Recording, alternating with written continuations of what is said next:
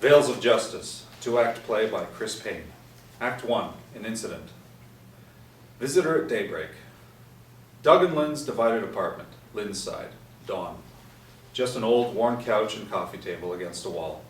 Door to the hall, clutter of Valentine's Day decorations, cards from her students, including a large card that says, "Be Mine 2009. Lynn in a nightgown on her couch drinking coffee. Muffled sound of door buzzer incessantly ringing on the other side of the wall behind the couch suddenly switches to the buzzer on Lynn's side of the apartment. Lynn bolts up. To audience as she rushes to the door. It was so early in the morning. My first thought, some crisis with my kids in the college? Looks through the peephole. To What? Zen. What? What is it? Is something wrong? Mr. Wingate, I must speak with Doug Wingate. This isn't his door. Please, I need to give him something. Then ring his bell, next door. But his name, Wingate, it's on this door too. I said, his bell is on the other door. Ring that. I did. No answer. Isn't this the servant's entrance? No, damn it, this is my door. If he doesn't answer, he's not home. Zen leaves. Lynn to audience with shrug. And the man went away. Note to me, go back to my maiden name. Closes door and locks it. She yawns, starts to take off her robe, but hears Doug's voice on the other side of the wall shout, "Damn!" And a few seconds later, Doug knocks on her door and opens it with his key. He's dressed in a business suit, tying his tie, carrying a stuffed briefcase. Lynn is startled. Doug? Why didn't you answer your doorbell? Good morning, you too. Did it dawn you that I might be showering? I heard his voice. I rushed over here as fast as I could. You didn't see him just now? Maybe he's still waiting by the elevator. Looking out the door, she goes to the hall. That's weird. She comes back with one red rose. Did you leave a rose on your doorstep? No, of course not. A neighbor must have dropped it. Listen, he's one of my financial clients. Wants his fees back. I'll refund it, but don't ever open the door to him again. Don't ever talk to him. He's disturbed, deeply. Okay, Doug. Don't go ballistic. You can't afford to lose any client. Blaming me for losing clients? I didn't... Bottom line, economists predict that this will be the worst economy since 29. Bottom line? I had to replace the check you bounced last week for tuition payments. I told you, if you bounce your half of parenting bills, leave so I can rent your half of the apartment. You never give me a break. The bank made a numerical error. If we're late with monthly tuition payments, the college will bar Mike and Dan from classes. No break for them. My check bounced because of my business trip to Fargo. A 3-day blizzard. Each day of a blizzard, North Dakota car companies place a $500 tranche on hold for the renter's bank account. Never heard of that.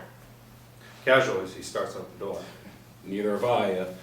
But right now, I've got to go to a meeting. A major bank may subcontract high-priority services to me. Hope so. I can't keep covering your half of the expenses. Doug blows her a courtly kiss. Like that helps. Blackout. Act 1, Scene 2. Report. Same day, evening. Lights up on the table, sign reading, Assistant District Attorney Geraldine White. Gerrie trying to hang on to youth with her hairstyle, makeup, jewelry, short skirt, and heels. Doug to the audience as he goes to the table and sits across from Gerrie.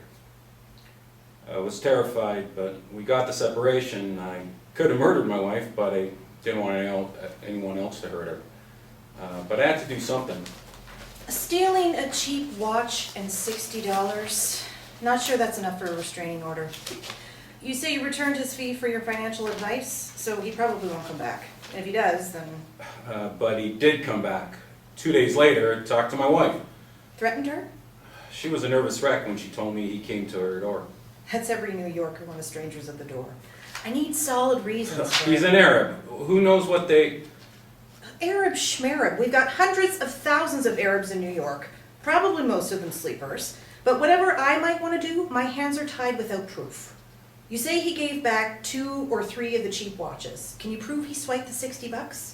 How can I prove someone took cash? You think a thief gave a receipt? Look, it's almost midnight and my shift's almost over. Just give me something concrete to work with and I'll get you that restraining order. I've got to finish these reports so I can go home. He forced me out of my apartment to an ATM. Made me take out the maximum, $500. I still may have a withdrawal slip. Forced you? Of course, you don't think I'd give it to him. He forced me at knife point. He had a knife. Why the hell didn't you tell me that when you came in? Excuse my French, but why wait 2 days to report an armed robbery? Because he threatened me. How? He said he knows where I live. If I reported him, he could take revenge on me, my family. He lied at first. He said he was from Kuwait, but he's a Saudi. Saudi. We haven't convicted any Saudi in New York of anything since the attacks. 8 years and counting. What a get. You know, a what? Nothing. What, forget? Any witnesses, neighbors on your floor? Did you yell for help? No, my wife could hear through the walls. If she rushed in, he would attack her. Your wife was home at the time of the robbery? We don't have a home anymore. She wanted out of our marriage without putting our children through a divorce, so she got a separation and divided the apartment. Built a Berlin Wall between us. You didn't call for help because you wanted to protect your estranged wife? She has no idea what she gave up. Thanks, but you just see the worst here. Tell me about it. When can we take her statement? You can't. I found out later she was not home. I don't want her to know anything about this. I just need a restraining order. Our sons will be coming home from spring break, and I need to protect them. Any idea how to find the perpetrator? Here's his business card. Mazen Torpedo or something. That's class. Gave you his card before he robbed you? He pretended he wanted financial advice, so he could wage his own private jihad. We can't lose more time. I'll dial his number. What? Call him now? No, I already left a message never to come back, or I'll call the police. I just need a restraining order so he can't return to attack my wife. Don't worry. We'll set up an arrest with a controlled call. Arrest? Here. That's what we do. Get criminals off the street. Listen carefully. When I get him on the phone, fast, before he hangs up, you summarize the worst things he did to you in the first sentence. And next, ask a question that he must answer with a clear yes. You know, like, you took my watch, didn't you? Or better, why did you pull that knife on me? But I don't want to talk to him. Just get him to admit his crime, and then quickly set up a time and a place to meet within the hour. Say you need to talk to him, somewhere outside on the street. You understand? This is too upsetting. I just want a restraining order. He can still return despite the order. Hurt your wife, mug your sons, or worse. You know what he can do. Oh, God. Gotta protect your family. Take a deep breath. You'll do fine. Gerrie presses record, holds up the business card, who dials and gives the receiver to Doug. Presses speaker so we hear the phone ringing from both sides. Throughout, when Zen starts to say something, Gerrie keeps gesturing to Doug to interrupt. Speed up. Hello? Hello, Zen. This is Doug, and Oh, I need to talk to you about the other night. okay. You were so rough with me, so violent, and I don't know why you were so brutal. I was so frightened. You took my watch, my money. You did fuck me, didn't you? Gerrie gasps, stunned and disappointed. Yes, but I'm sorry. I need to talk to you, outside where we met. Embers, okay? You sound so angry. I need to see you, please. On the honor of my family, I will give your money back if you want it. And the watch, of course. Look, In half an hour. well, I guess. Okay. I'll see you then. Gerrie disconnects them to Gerrie. I'm shaken. I never want to hear his voice again. At least you got him to say yes, and he said he's sorry. Confessed his guilt on tape. All that will ship him off to prison. But not quite what I... You met him at Embers? And then you had sex with him? I didn't. He did. This isn't a lover's quarrel, is it? You don't think I... Of course not. He raped me. You didn't tell me. Unspeakable. Now I understand why you waited 2 days. Most men would never have the courage to report this. Now I understand how women feel. I'm so vulnerable and violated. Yeah, tell me about it. But you met him at Embers. Upscale. Rarely any problems there. I had no idea it was a gay club. A friend said I could meet women there, and when I realized it was a gay club, well, I'm not prejudiced. A lot of gay men still have money despite the crash in September. No kids to drain them dry, so I thought I could find clients for my financial consulting practice. This guy, he bought me a drink. But you said he robbed you in your home office. How did he? I was so naive. I don't know that world well. When I say I've got to go home, he grabs a cab for me. Then he gets in too and keeps discussing his investments. So I think maybe he lives near me. You know, just sharing a cab. Then he wants financial advice, so I let him into my office. Here's how it works. You'll be in one squad car, but he won't see you. You point him out, police in a second squad car will arrest him. And then we'll get your statement and stop by the rape unit. A detective will take you home in a squad car, get the shoehorn. Don't worry, I'll go with you. My paperwork can wait until we slam this sexual terrorist in prison for most of his life. Blackout. Then headline crawls with news dated February 23rd, 2009. Rape terror for New York businessman. Saudi national arrested. Gay rape, robbery at knife point. Act 1, Scene 3. Building a defense. Miriam walks toward dingy metal table in Riker's consultation room for lawyers and prisoners. She looks young, trying to master youth and femininity under conservative pantsuit. Level-headed, intelligent, tough but compassionate. To audience as she takes her seat. Rikers put him into 7 Main. That's the cell block for people arrested for murder, gang violence, other vicious crimes. My firm asked me to check him out, but I didn't have to sign on to his case. Sound of locked door unlocking. Zen, in orange prison jumpsuit, rushes over to the table. I've got to get out of here. Why can't you get the judge to give me bail? The judge says the charges are serious. I told you, it wasn't rape. Miss Joseph, please believe me. I never... The charges say you had cocaine in your system. No! Miriam shows the paper with charges. Well, I guess. Maybe some crystal meth. But that doesn't make me violent. Works for some. We've got his written statement here. Claims you left the bar, got in his cab, went up to his apartment, locked the door, and then you raped and beat him for hours. Why? Why say that? We were both drunk. When we get to his apartment, yes, I lock doors. Always. In my country, you don't want a surprise threesome with someone from the religious police. But we just fall asleep. And in the morning, he wakes up and shouts, "Oh God, a Bedouin in my bed." What you call, role play? Steal his money and watches? Whatever turns him on. After I give his watches back, except one. That's why I returned. The charges go on, not just the watch and the $60 in cash. He says you robbed him at knife point. Knife point? $500 from an ATM. He gave me money. He wanted to help me, but not $500. He paid you for sex? No, I don't charge. He was just grateful. With me, he could feel his vigor again, cared for. After he wants another date, but I say I could be deported that week. He asks why. I tell him about the college in Nebraska, where people were really afraid of me. By the time I got a transfer to a college here in New York, my student visa had expired.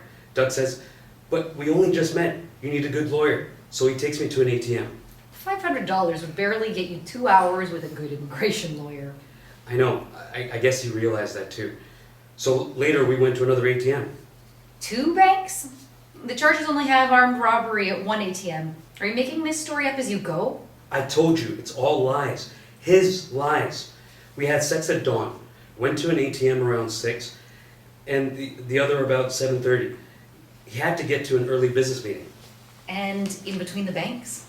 Back between the sheets, after the first bank. He didn't want me to leave. Wanted more. So we went back to his apartment for more. You just meet this guy. How much? How much from the second ATM? He took out the maximum again, another 500. But I think he kept some for himself. He was giving a party that night. Couldn't invite me, didn't want me to meet friends from his married life. I'm not sure I want to add another bank to the charges. I don't want to make things worse for you. Mr. Wingate claims you robbed him at only 1 ATM. No robbery. Not 1, not 2, none. I told you. Doug wanted me to stay in America. He's generous, I thought. So generous, he charges you with these photos. They only show a few bruises, mild, but the prosecutor says they're proof. Am Am I talking to a wall? I gave him what he wanted. Gently. The prosecutor will say that's what rapists claim. Their victims asked for it. No. I mean, he asked me to. He gave me a long metal shoehorn to beat him. I tried that only once. I saw it left a bruise, so I put it away. Used a plastic hanger near the bed. He said he was no good, deserved to be beaten. And you obliged? Believe me, that's nothing compared to what men ask for. One guy, soon as we get to his apartment, he strips off his three-piece business suit, puts on a dog collar, gives me his leash, and starts barking and biting my ankle. I ran like hell. But with Doug, this was playful. He wanted to feel taken. You know, in the desert by an Arabian sheep or stallion. Or terrorist. Maybe he took you seriously. How could he? We felt close. Doug has traveled the world, so have I. We could talk, not just... Yes, your passport shows you've been all over the Middle East, Europe, North Africa, and the US. Funded by? No, not terrorists. I worked on the flight crew of a private jet for a wealthy man. At the club, Doug and I compared countries we know. Best gay clubs. Later, when he told me he was a failure and had to be punished, I should have run. But he was funny, and so alone. A father, a husband. No chance to be himself. A jury will never believe he gave you $1,000 on a first date. Not stupid, but maybe payment for routine S&M? For a married man with a man? Maybe accidentally too rough with an older man? That could work. Not a payment, a gift. But it doesn't matter what I say. A jury of New Yorkers, less than 10 years since the attacks. You may not have to face a jury trial. The assistant DA, she'll make you sweat it out in jail for a few weeks, then offer you a reduced sentence. They avoid the cost of a trial. You avoid the longer sentence if the jury convicts, but don't plead guilty unless it's 5 years or less. Get out of here. Don't you shout at me. One more outburst like that and I'll stop defending you. As fast as that. And without a good lawyer, you'll get 1 hour trial at most, then 25 years in a prison for each major count. Miriam starts to walk out. Go. I'll never plead guilty to lies. I'd rather let the gang stab me to death in this hellhole. Miriam stops abruptly, looking at him puzzled, then walking back to touch his arm. Most people I defend, I know they're guilty of something. I mean, it's our job as defense lawyers to make sure the evidence is valid, the sentence is fair, you know. Who knows, but I promise, if I decide to join your legal team, I'll get you the best deal. I don't want a deal. I want justice. That can only be acquittal. Why is this happening to me? You tell me why a man like Doug Wingate, with so much to lose going public, I mean, why would he make up a false accusation? I don't know. Maybe you're innocent. Or maybe you're lying, totally guilty, and a superb con artist. Either way, I mean, you got my respect. Blackout. Photos of Rikers Prison, barbed wire over walls, armed guards and lookouts, bars, cell blocks, with endless rows after rows of cells. Act 1, Scene 4, Rape Unit. Gerrie at her desk with Doug, who looks exhausted. Done. We got the attacker off the street. Good work. I knew you can handle it. Now we have to get you to the rape unit and then to the hospital for an exam and photos. No, I don't need a doctor, and no photos. Just routine. I know you're tired. Me too. But we have to make sure the rape charges stick and send him upstate. No, I told you, no exam, no photos. That would be like raping me again. Please, Miss White, no photos. Geraldine. Just call me Gerrie. I understand. But rape is a very serious crime. We need proof so we can put him away. Unfortunately, we're not allowed to castrate them. Look, he was so rough with me. He beat me. Doug rolls up his pant leg. See, I still have the bruise in my eye. I had a black eye. It's been 2 days, but it's still visible. Take a photo of these bruises. Jerry looks, squints, wants to see. I heal fast, but it's my fault. I let him into my apartment. I had no idea. Rape is never the victim's fault. You didn't ask for this. That's kind of you. This guy, you never know he's gay. No signs at all. Can you understand? Too well, but we need proof of rape. If you refuse photos, then we need something more than these bruises, or he goes free. Proof? Something that proves it was not just consensual. Maybe we'll find the knife when we arrest him, but hard to prove if he used it. You don't believe me. His lawyer will say it was just a bad date, deny he raped you. Either we get photos of damage, or something else to prove the charges. But you said there were no witnesses, and there's nothing with his DNA that proves coercion. What about, the handle? I have his fingerprints. Oh, this is unspeakable. If it proves rape and helps us put him behind bars. Handle of what? A shoehorn. My shoehorn. I don't understand. You're going to force me to say it? He sodomized me with it. With a shoehorn? You know, the kind with the long handle. For people who can't reach over He easily. must be in such pain. Come, let's get the arrest over with, and then you must write a statement, at least talk to the rape unit. I'll explain why we don't need photos or an exam. We'll get the shoehorn and any clothing as evidence. Bless you. Don't worry, the jury will give him 25 years for each felony. Oh my God. I've got to drop the charges. What? 25 years? I can't do that. Why not? You've been telling me the truth, haven't you? Of course, it's just, I can't bear to see him again. A jury trial? I can't face that. You won't. After a few months in Rikers, he'll plead guilty to reduced time. A Saudi? He won't dare face a New York jury. Doug crumbles into a chair. He must be strong. Rape is a weapon of war. You know that, don't you? And this is a lot more than just a minor robbery. I thought I'd get home before midnight. Come, let's get started. Gerrie starts to lift her heavy briefcase. Doug pulls himself together and takes the briefcase for her. Thanks. After all you've been through, and you can still think of someone else. Thank you, Mr. Wingate. Doug.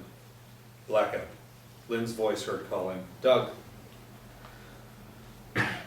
Act 1, Scene 5, an investigator. Lynn's apartment.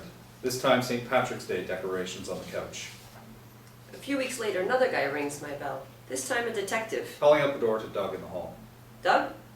Doug, before you go, The elevator's coming. take the next one. This is important. My check for the kids' tuition is good this month. As Doug comes to the door, Some man came by yesterday, asking if there was any commotions on our floor. I asked what he meant. He said robberies or other problems. I told him no. Only that guy ringing my bell at dawn.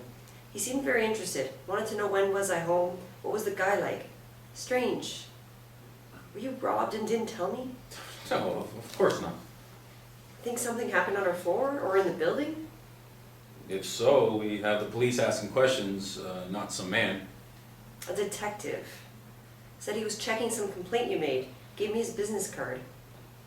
Let me see that.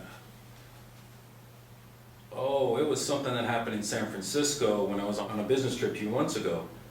A man bumped into me in the street. It was nothing. He apologized to me. Some bystander called the police because the guy looked Middle Eastern. You know how jumpy people are nowadays. But it's all over. I straightened it out. It's just a misunderstanding. But then why would a detective be coming in around here months later? The detective must have not got the message. Here, give me his card. I'll call him. If there was a break-in or a robbery in our building, I want to know. I told you what happened. You don't believe me. Well, yes, but I know I can never live up to your expectations. No matter how hard I try, at the very least, you must know Why can't you trust me to do whatever is necessary to protect you? Doug rushes out. I'm sorry. I didn't mean... Blackout. Act 1, Scene 6, the shoehorn. Riker's table for Lawyer Planet. Zen in orange jumpsuit at the table. Miriam enters. He was arrested for rape and robbery. Then another charge was added. Ugliest charge of all.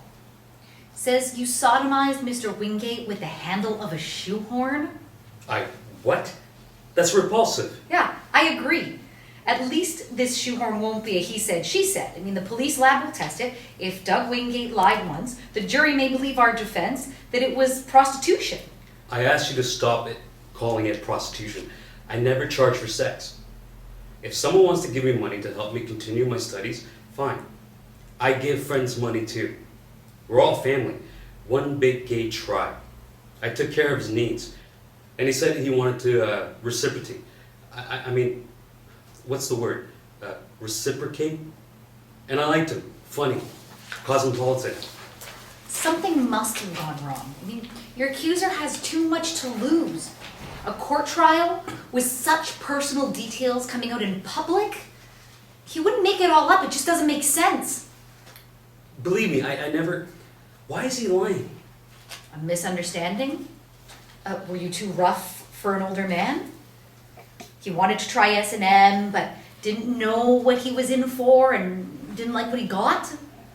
I'm telling the truth. The real truth? I was a fool. And you can't fool jurors. You may not like the word, but prostitution is better than armed robbery. No knife. They searched me and my apartment. Even my roommate. You could have gotten rid of it. I mean, but you're right about the second bank. Our investigator found another ATM withdrawal from a different account. Again, the max. 1,000 for a first date? He didn't give me all the money. Unless I drank it or whatever. I was trying to drug or drink myself to death because of the FBI. You're blaming the FBI for being in prison with this guy? The FBI knew my student visa expired. They said if I didn't go undercover for them, they send me home. With a file saying I go to gay clubs. Well, now you've got a file accusing you of a lot worse. I mean, jurors might understand Mr. Wingate paid high to keep his secret life on the down low. The jury will only see me Muslim and a Saudi, like most of the hijackers. A girl like you can't stop them from locking me away for life. Look, let's get something straight. First of all, I'm a woman, not a girl. Second, I have solid legal experience. And if I decide to work on your case without pay, I'll be working with the senior partner in my firm. A man, if that makes you feel better. By the way, the prosecutor against you is also a woman, but one of the toughest, most aggressive DAs in this city. If she looks for the truth, I have no reason to fear her. I respect women. Then don't call me girl. Or is it something else? Go ahead. Just say it. You don't want to be defended by a woman who's also a Jew. Come on. It's gonna be on your mind, so you might as well say it. I didn't know you were Jewish. You knew. Either get used to it, or tell me right now, and you'll get another lawyer. You decided to take my case? You should know, I hate hatred against gays, women, Jews, hate against any group. Did someone coach you to speak politically correct? I'll worry you really were trained by Al-Qaeda. Talk PC to infiltrate America. To woo your prey. Ask my friends. Americans from all over the world. I love them. Great. You want my firm to defend you by saying you love Americans. Yes, your incredible country lets people live in the sunlight, the way they were born. But now prejudice will end my life. Yeah, you must have known it was a risk to come to this country, to New York City. How could I know Americans think all Saudis caused the attacks? There are millions of us, 19 hijackers. And if 19 Americans had flown a plane into one of the most important buildings in Riyadh, how would Saudis react? I get it. Probably kill every American they could find in the kingdom. But we weren't always like that. Saudis are good people. When my grandmother was young, she rode a stallion across the desert, her long hair free in the wind.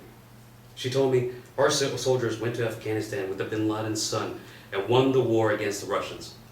But they lost their souls to hate. Then she whacked me and whispered, I never said that. Just get to America. Be safe. I think she knew the truth about me even before I knew. We could sway a jury with a good story, but the prosecutor will tell another story about a predator ensnaring a vulnerable businessman. I mean, a jury might believe us, but only if we call your prostitute. What about truth? Look, just leave. I don't want you defending me. Not if you lie about me. Go ahead, get another lawyer. Just remember, she might also be Jewish. So you've decided to be my lawyer? I hope you're more experienced than you look. I'll take that as a Thank you so much for offering to defend me without charging me any legal fees. Okay, done. You're not charging legal fees? My friends, they will ask, what's catch? Your government will pay the senior partner on our defense team. But he's based out of DC, so I'll have to deal with you day to day. So I'll sign on to the case pro bono. That means no fee. Why? Not just me. Second partner in our firm has already signed on pro bono. Also in DC, a woman, a Jewish woman, by the way. But why? Why would you defend me if there's no money? Why not? Because I'm a... Stop. Is it too hard to believe we want you to get a fair trial? All these charges, but no photos of serious rape wounds? Something's not kosher, halal. Look, I'll try to overcome what I feel about hustling a lonely, closeted married man and bilking him for hundreds of dollars. If you can let me say... Miss Joseph, I'm not a prostitute or a hustler. You prefer gigolo? The fact is you went home with a stranger, you took the risk. Money was involved. Now minimize consequences. You're a woman. You can't understand how important it is to men, especially powerful men. Every minute of their lives, make the decisions, perform, meet everyone's needs, provide, employees, wife, children. I take care of their needs. And after, we're generous with each other, maybe for years. You made something beautiful sound so ugly. You gave him your human touch. He generously gave you $1,000, and on your first date then, he went to the cops to accuse you of one felony after the other. Look, Mr. Tomedo. You made me sound like a criminal. When I stepped foot on the ground at Canale Airport, I knew I was safe. I would never attack someone else. I've got to meet someone. I'll call you each week to update you. She starts to leave, hesitates. Oh, by the way, did I mention your trial judge will also be a woman? A Jewish woman? Blackout. Act 1, Scene 7. The complication of that second ATM. Gerrie entering her office, going to Doug, who's already seated at the desk. Gerrie to the audience. Once a grand jury indicts, the district attorney's office has to prosecute. I hate surprises from my own witness, but I try to be understanding if a victim has never been caught up in the legal system. Think about it. Any of you could become so nervous you skip over details. To Doug. Thanks for coming in. I'm sorry I've been so busy, but we've had to keep postponing the trial. There was something that came up a few months ago. I didn't want to bother you in case your attacker agreed to a plea deal, but so far he hasn't. This new information adds a little wrinkle. I was hoping by now I could forget it all. Been waiting for months for the trial to start. The court system is totally clogged with cases, and because of the crash, tax revenues are down and they're cutting our budgets. If we keep criminals in jail long enough, they usually plead guilty for a shorter sentence. Why didn't you tell me that the perp robbed you at 2 ATMs? Once at 6 a.m. for $500, and an hour and a half later at 7:30 a.m. at another bank's ATM for another $500. Why do you say that? Because your attacker told his defense lawyer. Not sure why. It just adds another felony to the charges. Hurts him. I've subpoenaed the statement from the second ATM. Different bank account. I was so tired and terrified. When I said he robbed me at the ATM, I meant both ATMs. What happened in the hour and a half between the ATMs? Do you have any idea how traumatized... In your written statement and your statement to the grand jury, you only mentioned one bank. Raped you, robbed you at knife point at the ATM, threatened you, then left. No second bank. What else did you forget? Can't you understand the shame for a man to admit he was raped and robbed? Do I have to spell it out to you how many times? Why are you forcing me to remember that dreadful night? Maybe I took the money from a second bank account to replenish what he stole. I feel under attack again. Are we charging the rapist with armed robbery at 1 or 2 banks? Doug covers his face, seemingly very upset. What's the truth? Doug shakes his head no, upset at being pressured. The criminal wouldn't lie about being with you at a second bank. It only hurts him. How much money did he steal? Doug raises his arms. He has no idea. My staff will get the bank statement. The attacker's private lawyers already got their hands on it. Yes, he robbed me twice, $500 each. It's mortifying. And the hour and a half between robberies? What do you think happened? Let me take a wild guess. He raped you again? Doug nods yes. Really? Look, don't give me any BS, just the facts. The facts are, just describing the ordeal makes me feel sick to my stomach. He wanted more sex, forced me back home, raped me again, and wanted more money. Went through my wallet, saw I had 2 bank accounts, forced me to walk to another bank, another ATM, my second account. Robbed me again. Why do I feel if I'm on trial? You don't believe me. I said I was raped and robbed. Isn't that enough? Do I have to admit I wasn't man enough to fight him off? Twice. God, how much more humiliation can I bear? He covers his face. Gerrie, thoughtful, puts her hand on his shoulder, comforting. When you testify how that Arab terrified and humiliated you, a jury will understand. Blackout. Act 1, Scene 8. Mobius stripping. The calendar shows October 2009. Lynn's apartment, Halloween decorations, a devil's costume all over the couch, coffee table, music from the radio. To the audience. When our investigator told me the wife had been home, I decided to try Hail Mary. Lynn is assembling autumn leaves into bouquets. Doorbell rings, she cautiously opens the door, sees Miriam. Hello, Miss Wingate. I'm Miriam Joseph, the attorney for the defendant in your husband's legal case. What case? You spoke with an investigator a few months ago. May I come in? Oh, that was nothing. Just a misunderstanding in San Francisco. Opening the door reluctantly. I'm busy. I have to get ready to chaperone a high school Halloween party. Miriam enters the apartment anyway. Just a few minutes. A judge says I can speak with you without a warrant as long as you agree. I'm the lawyer for the man who rang your bell by accident about 8 months ago in February. He was just one of my ex's, financial clients. Wanted his money back. But your detective was here because of some mix-up in San Francisco. Our investigator lives in San Francisco. We hired him to investigate the case here in New York, after your husband charged my client with violent assaults. Lynn nervously straightens up the mess of gifts and papers. If Doug filed charges, then the man did something. What kind of... My client was arrested the day he rang your bell. And he's My been in door refugee used to be jail the ever service since. entrance. But I It says understand Lynn Wingate. from our investigator that you and your husband divided this apartment. Can you hear if someone shouts for help from your husband's side? Why didn't you call ahead? You just show up here and... I left messages last week, you didn't call back. Oh, you're that lawyer? I got on some damn list for divorce lawyers. Doug and I have been separated for years. Your message said you're calling about a case. I thought we didn't have any case. So you were using a gimmick to market our divorce services. We don't need a divorce. Unusual. You divided the apartment? Separate space, separate lives, but a sense of family for the kids. It works.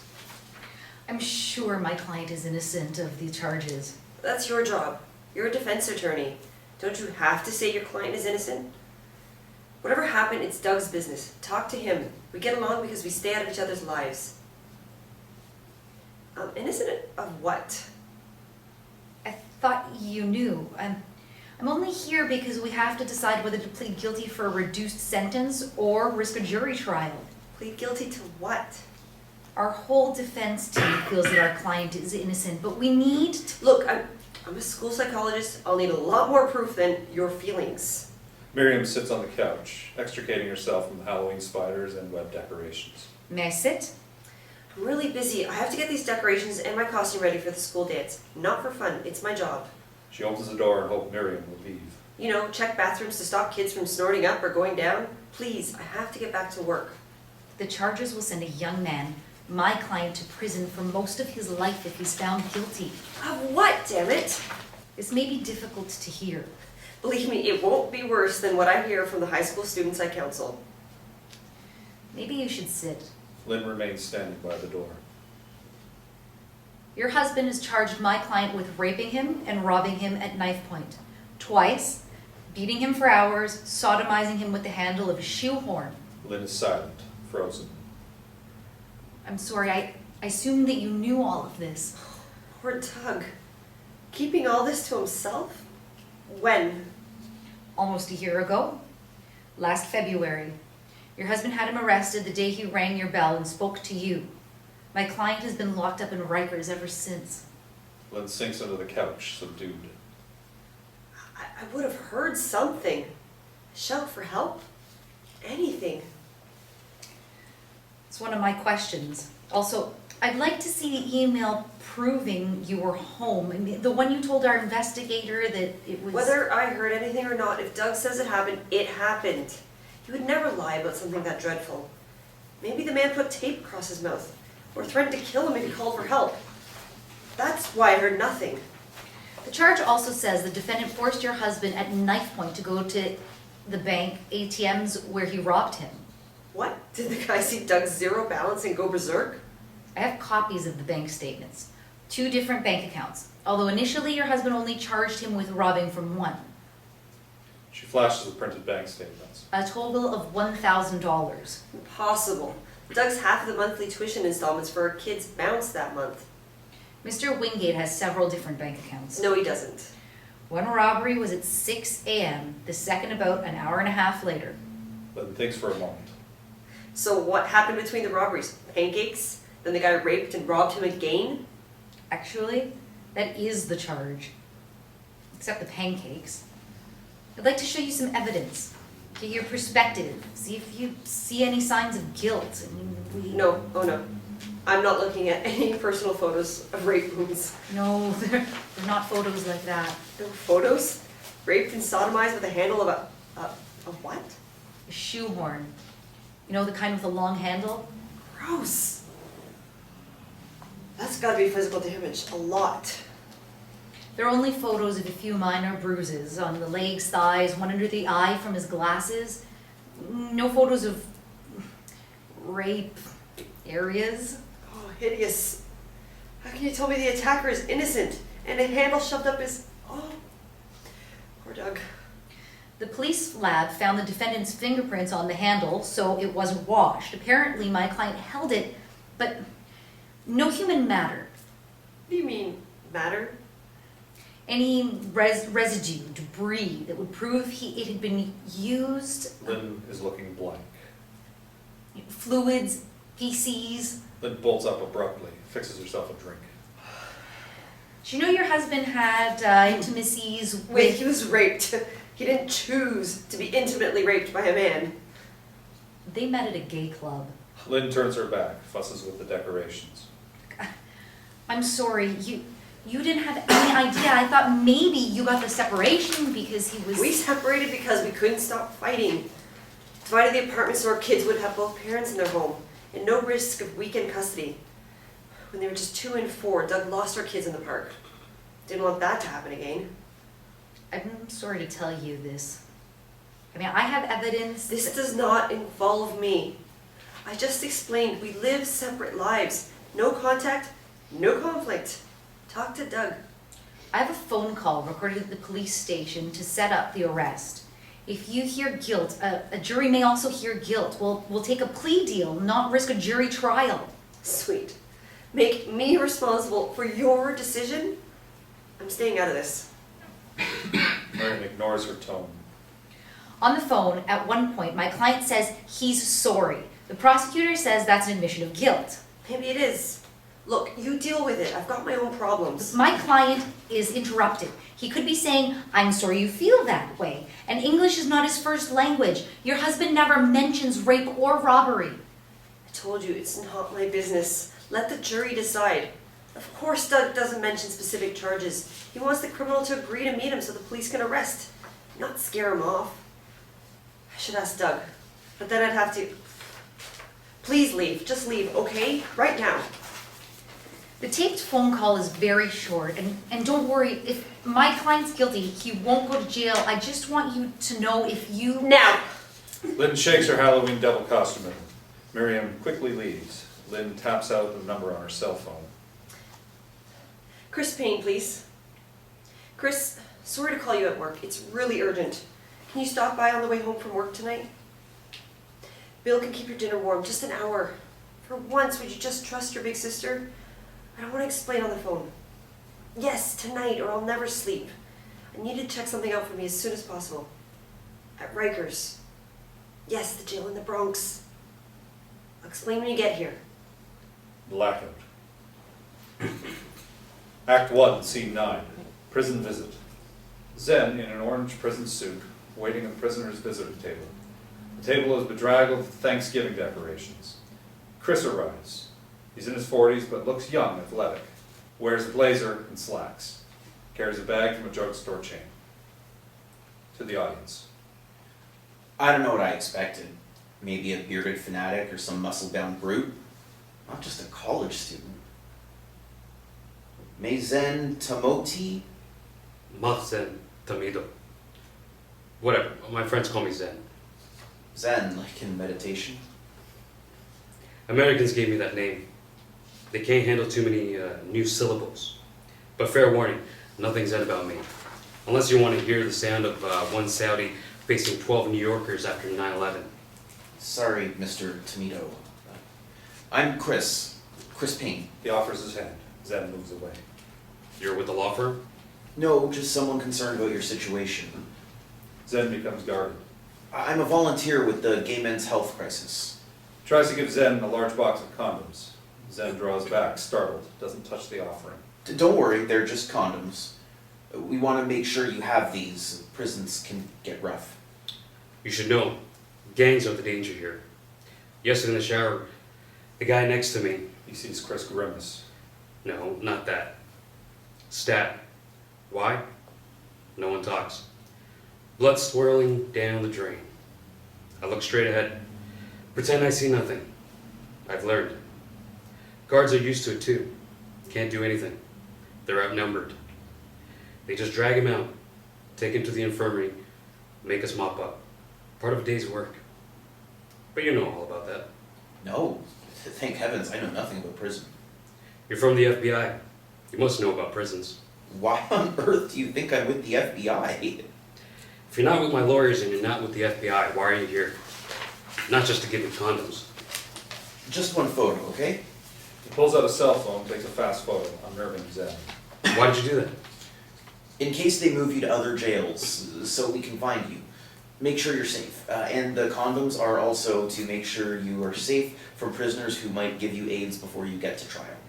If you really want to help me, slip me a drug that kills fast. Easy, just don't use the condoms. Suicide by inmate. I said fast. Inmates here are too stressed out about their cases for sex. Worried their lawyers are in bed with the prosecutors, making deals. Later, when we're locked up for years, that's when it starts. But here, they just cut you. They don't dare touch me. I knocked out the leader of the Bloods, so rumor is. You fought the leader of the Bloods. The prosecutor hopes I die here. That's why they keep me cooped up in 7 Main with the gangs for, 9 months so far? Usually if you don't cause trouble for a few days, they move you to some regular cell blocks. I think the guards told the Bloods to take my food. Forced me to mop up their shit. So I fought the leader. How? The Bloods, they're the most dangerous group of... I knew I have about 3 seconds before he kills me. Suddenly my mind puts the face of my accuser on the Blood's face, and bam, he goes down on the floor, blood squirting from his nose. The guards drag him out. But the rumor is, I'm Al-Qaeda. You're supposed to step back in terror. Ignoring the face. You're facing some heavy charges. And you just proved to me you are fully capable of attacking someone. I am innocent Chris muffles his laugh. of the charges. Before I came here, I spoke to the prosecutor. She really is afraid Al-Qaeda assigned you to come here and bugger rich American men. You know, destroy the enemy from within. Literally, so to speak. Zen abruptly paces in anger, gets under control, sits. Touched a nerve? I checked out that club of yours. Embers. Elegant. Discreet. But if you go home with a stranger, you take the risk and the consequences. You sound like my lawyer. You never picked up the wrong guy at a club? No. 10 years with my life partner. I love him. We're faithful. Most of the time. Good life together. I don't need you getting in my face. I could get angry too. Guys like you, one night stands, violence, you make all of us look sick. and you get what you asked for. Like being thrown in jail by a closet queen screaming, "Rape!" Doug wasn't a one-night stand. We were on a first date. We got along well. We had a second date planned. Doug Wingate wouldn't make those charges up. Face public shame? Were you on something? Crack? Coke? Just take your box of condoms and leave me alone. I'll gladly leave this shithole, but I need to know What you need to know is that club, Embers, it's not a pickup joint. It's a warm gathering of friends. Private, piano bar, good company, people who care about each other. Without danger from repressed straight guys. And safe from judgment by self-righteous gay men with perfect lives. Okay. I deserve that. Just answer one question and I'll go. Do you know if your victim goes there a lot? First of all, he wasn't my victim. If anyone's the victim, why do you care? Maybe I can help. You knew your accuser before the date? I saw him several times at the club. But you wouldn't understand. Mother often said, many roads do not lead to the heart. But I liked him. I don't judge. Chris is upset, but trying to remain calm. You took another stupid risk returning to his home, talking with his wife. What the fuck did you expect him to do? I didn't do it on purpose. The name Wingate was on both doors. I thought it was his apartment's service entrance. Fitting. I've learned how the wealthy live in this country.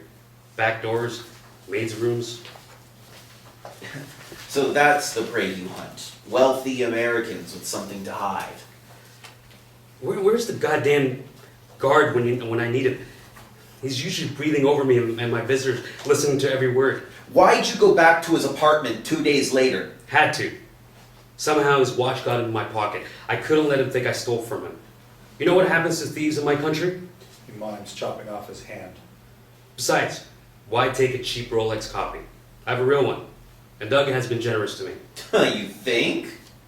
I'm curious what you did for all that money. No. Don't go there. He took out money for himself, gave some to me, to help pay for an immigration lawyer. You could sell your Rolex to pay for a lawyer. I left it home, in Riyadh. I wanted to come here like any other student. Jeans, no one special. Besides, in this country, someone will steal it. At home, I can leave it in a restaurant and come back to find it still there. This visit is over. I'll find the guard. Zen starts to leave, but Chris grabs his shoulder. So you're saying this well-established financial advisor made it all up for no reason? You know why he made it up. First, the FBI tells me to join some extremist group and spy for the FBI, or you'll deport me. Then Doug must have raised the stakes. Spy for the FBI, or I go to prison. Get off that. I'm not FBI, and neither is your accuser. Question is, how can you get out of this? All of you, without anyone's life being destroyed. Who's all? You, the guy, his wife and kids, his career. Doug and his wife will be fine. My life's over. An American jury will take one look at me. A Saudi with an expired visa. Muslim. You want to know what I majored in college? Just tell me why any man in his right mind would lie about all this. Aeronautics. Too much information. You know why? I wanted to fly a private jet to the best gay club in the Middle East. Safely. Without anyone knowing where I went for the weekend. Who the hell are you? A royal family? Zen is casually dismissive. There are 500,000 royals. That's not a no. Is that why the consulate's paying your high-priced law firm? If any Saudi citizen gets arrested abroad, my government pays for a lawyer.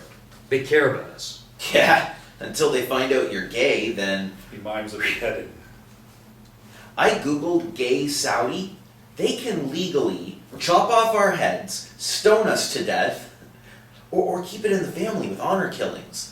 Lucky ones are just flogged with 2,500 lashes and locked up in prison for 5 years of rehab. What Human Rights Watch says is torture. That only happens if you're also committed some other crime. You learn to live in the shadows. Stay safe. Safe? Yeah, just don't dance at a gay wedding. How many gay men lost their heads for that? Only 4 years ago. Articles about that one went all over the world on the internet. You believe everything in the news? I'm sure my government forgave them. We have the right to take an eye for an eye, but when we forgive, we are blessed. Reassuring to hear you defend the country of the 9/11 murderers. What if I blamed all Americans for any crime one American commits? Islam is against the murder of innocents. Al-Qaeda hijacked our faith along with your planes. Look, I know it's not just Saudis. I've run from our own Bible-quoting haters, bashing out gay brains with red-blooded American baseball bats. If you tell me the Saudi government is fair, fine. I just want these charges dropped against you. I have a strategy, you see. I'm a civil engineer for the city, so I can see all the ways that you would get. Well, why do you care at all? Thousands of other prisoners here. Why so fired up with my case? Because I need to believe you're guilty. A wacko. Got enough nuts here back in the cell block.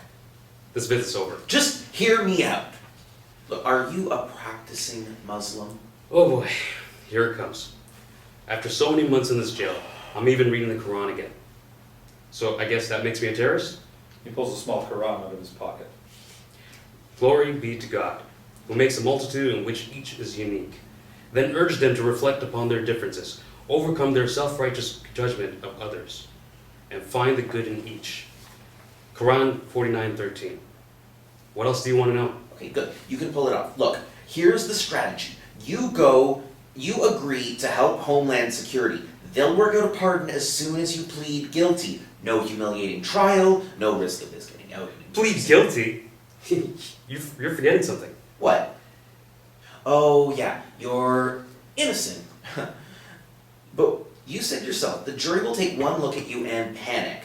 What if they acquit and you're a sleeper with a nuke in your backpack? Well, that'll be on their minds. Frankly, it's on my mind, too.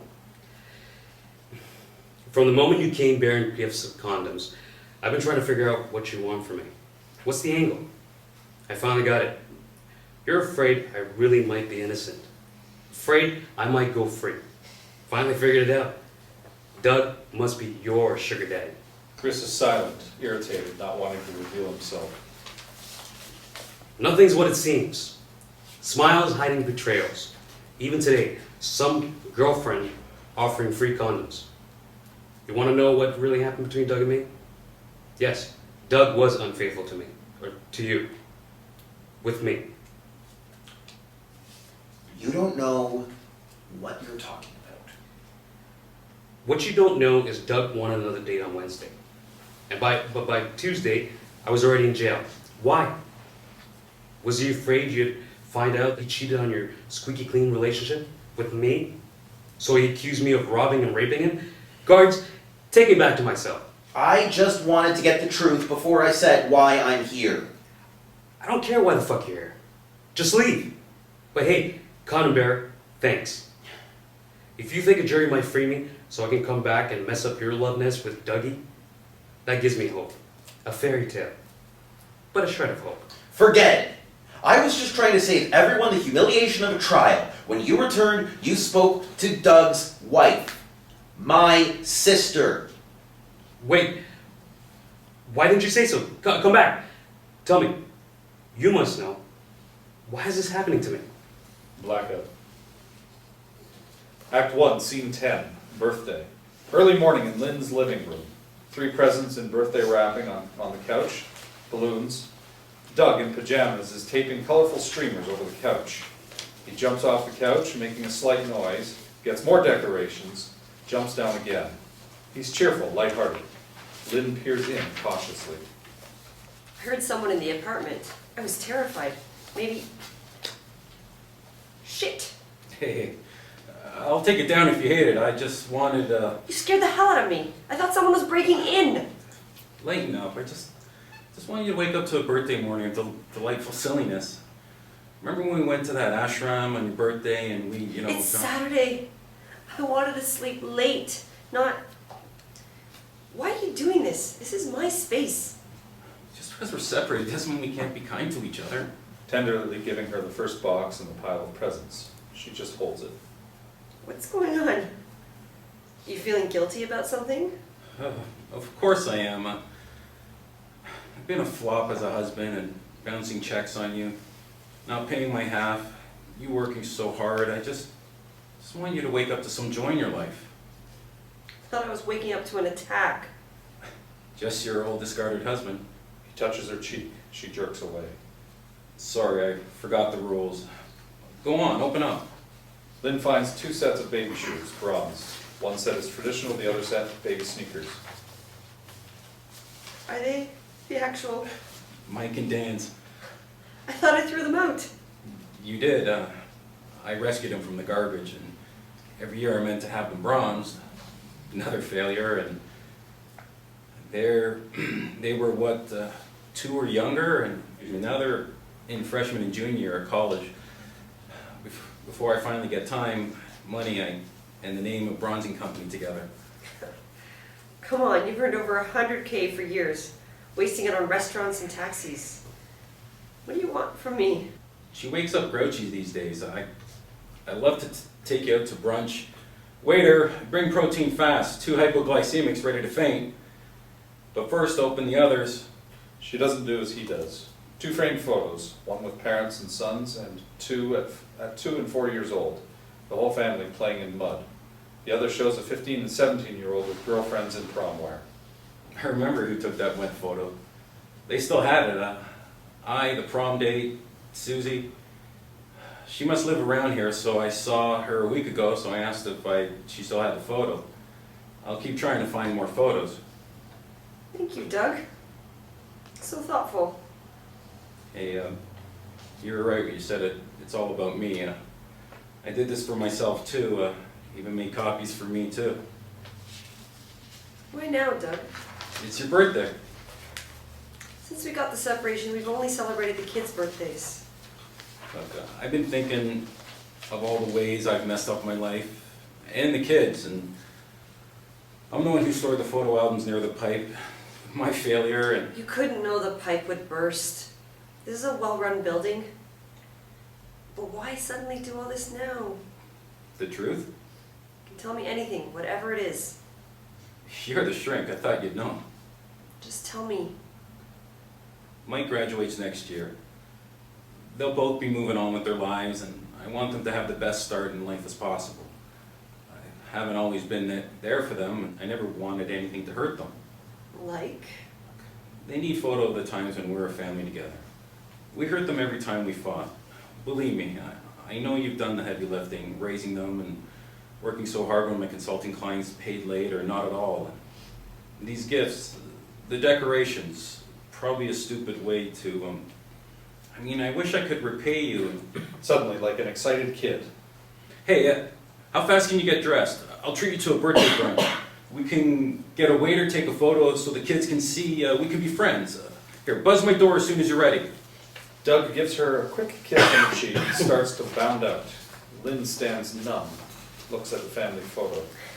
Just like your mother. Be the life of the party, but I need more than balloons. Doug stops, angry, hurt. That's below the belt. She can never spend birthdays with me after my father threw her out. After she lost custody because of her lover.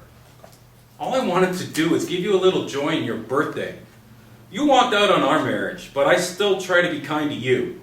He grabs and tears down the decorations. Honesty is kindness.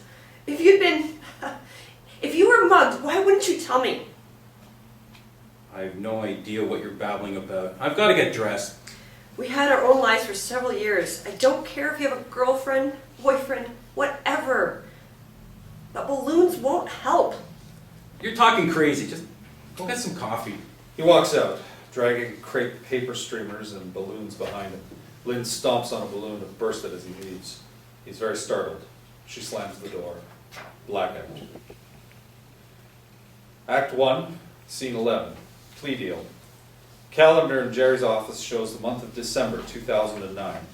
ADA Gerrie at her desk. To the audience.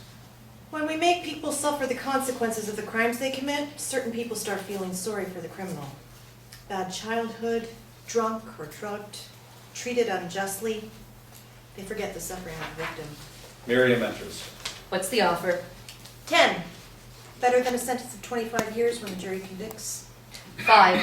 You've kept him in general for more than a year, and he'll still insist he's innocent. 10, Miriam, and only if you take it fast. He'll soften up.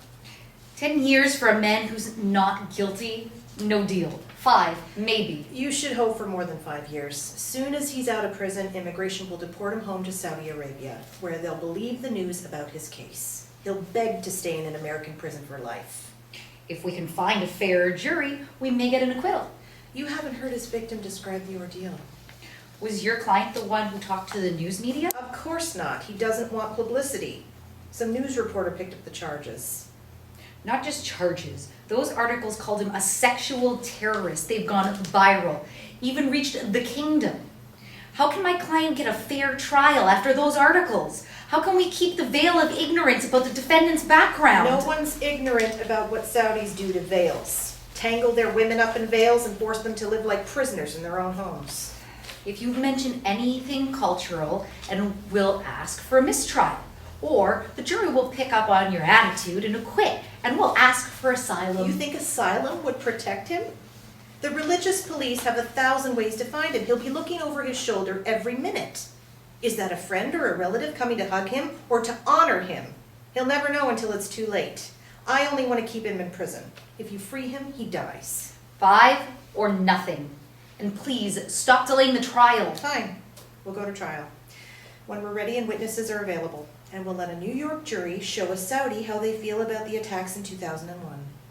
How do you think they'll feel after they see the security videos? Gerrie shuffles some paper. Our investigator, he found out you subpoenaed the ATM videotapes months ago. Funny, I didn't notice them in the evidence submitted to the judge during discovery. My staff didn't tell me. I only found out recently that we had any videos. A robbery at an ATM and you didn't subpoena videos right away? Our intern says they're too blurry to be material. With budget cuts, I have no additional staff to check them. We don't have an Arab king paying for a fancy international investigator. Our fancy investigator got copies of the videos. Right now, your job is to give your client our offer. Geraldine, 5. By the way, why didn't you list the videos as evidence? I mean, blurry or not. I have to have a chat with the judge about withholding exculpatory evidence. Brady versus Maryland. I mean, people get disbarred for less. 10 years. My staff handled the videos correctly. We did not withhold. I told you. The ATM videos were too blurry to be material. Deal is 10 years if he pleads guilty. You have a choice. Ask leave of court to stop prosecuting or we'll go to trial with the videos. Unless you offer 5 years. If you want to go to trial with blurry videos of your client robbing Mr. Wingate, suit yourself. Frankly, I'd be glad if you don't take the plea deal. Your pet sexual terrorist deserves a New York jury. I'm impressed that you're willing to settle. I mean, if we don't go to trial, what happens to your chances for the grand prize? Convict the first Saudi of anything in New York City since 9/11. Maybe there's a reason you won't offer a 5-year deal. Miriam, this is not a game. It was excruciating for Mr. Wingate to come forward. He never would have made the charges if not true. Men like him, when someone becomes violent, they rarely tell anyone. They deal with it in silence. But your client returned. Believe me, Mr. Wingate only pressed charges to protect the mother of his children. That's why he's willing to face the humiliation of a public trial. How can you look at those security videos and in good conscience not drop the case? I'd haul Mr. Wingate in here on perjury charges. You're seeing what you want to see in those videos. Your client pleads guilty and serves 10 years or we go to trial. Blackout. Act 1, Seat 12. Security cameras. Soft Christmas music. Doorbell ringing. Lynn stops cleaning up the couch. Covered the photos plus a mess of Christmas decorations, cards, wrapping paper, gifts to wrap. She answers the doorbell, cautiously looking. Miriam arrives, enters. Chris is behind her. I thought I asked you to stay out of my life. What? Somebody had to do something. I brought her. She's got videos. He guides Miriam past Lynn into the room, pushes some of the junk off to the side and offers Miriam a seat. No, please, she has to leave. I've made it as clear as I can. I'm not getting involved. Just look at the videos. You asked me to meet the defendant. I also met with the prosecutor. Then Ms. Joseph showed me ATM security videos. You don't have to say a word, just Look, It's not my business, or yours, Chris. you got me into this. The least you could do is look at these videos. He gestures to Miriam to set up the laptop. Chris Payne! Unpacking and setting up the laptop. You know your husband, Miss Wingate. I don't, if you see signs of threat, a jury will too, and we'll take a plea deal, not risk a trial. I told you when you barged in here before, let a jury decide, not me. They're not sure they can find a fair jury. The defendant? I visited him in Rikers. Turns out he's Saudi. Saudi? Quiet for a moment. Lots of luck. An objective jury in Manhattan? If you go to trial, your guy's heading for prison. That morning, I was with the teachers at a nursery school, Frantically rewrapping a Christmas gift. giving a workshop on the value of play in Building 5 of the World Trade Center. Then that deafening blast. The teachers and I, we didn't know what exploded, but the smoke, fumes, stench of diesel. Miriam rapidly starts packing up to leave. We grabbed 4 or 5 children each, dragged them outside, but it's worse. Thick dust binding, choking us. My mind's screaming. Which child's mother or father is dying? Right now. 100 floors above our heads. We become a panicked mob. Suddenly we smack up against a railing. I see, through the white, clogging ash, boats, all kinds racing towards us. Not away. The children are shrieking. The mob stops pushing. People help lift the children over railing into boats. Miriam is ready to leave quickly. I'm really sorry, I shouldn't have upset you. Mr. Payne, you didn't warn me. A Muslim. And a Saudi. Miriam starts to hurry up. If I'd known you were a survivor, I'd never. That's the only reason why I will look at your videos. He deserves a fair trial. He won't get one. But if there's any chance he's not guilty, Miriam's confused. Chris gestures for her to reopen her laptop. I really appreciate this. It won't take long. I'm sorry if I brought back memories. the memories live in me. I'm a carrier. Saudi, huh? After the attacks, a family center in Brooklyn asked for volunteers to walk with covered women taking children to school. Drivers shouting terrorists at them. I said yes. You know, reach out to people suddenly hated and feared. I met Arab New Yorkers for the first time. They were in mourning with other Americans and mortified that 3,000 were murdered in the name of Islam. But a New York City jury, less than 10 years after the attacks, the least I can do is look. Chris stands in the background. Lynn sits next to Miriam watching videos on the laptop. Well, there's security videos. A little fuzzy, no sound. You see the ATM here? This is the first video. The morning after your husband brought the client home last February. The prosecutor says the video shows my client robbing your husband at knife point. That's my client walking into the bank's ATM area. Hard to see who does what at the ATM machine. Now you see them walking out. Bank records show $500 was taken out of your husband's account. We don't know how much of that he gave to my client. Where, can you run that again? I didn't see the knife. We've looked for signs of a knife. We can't find any. Why doesn't Doug stay outside? Bank's right next to a 24-hour. She stops herself, defends Doug. Maybe Doug was terrified, too afraid to run for help. You know your husband. Do you see signs of threat? Fear? Lynn is silent. Set up the next video. I've interviewed my client's friends, about 10 Americans, and some from the Middle East. Even without seeing these videos, they all say Zen's a lover and not a rapist. Here, security video from the second bank. May I? Show it. I need to know. Chris, have you seen? Chris nods yes, keeping a poker face.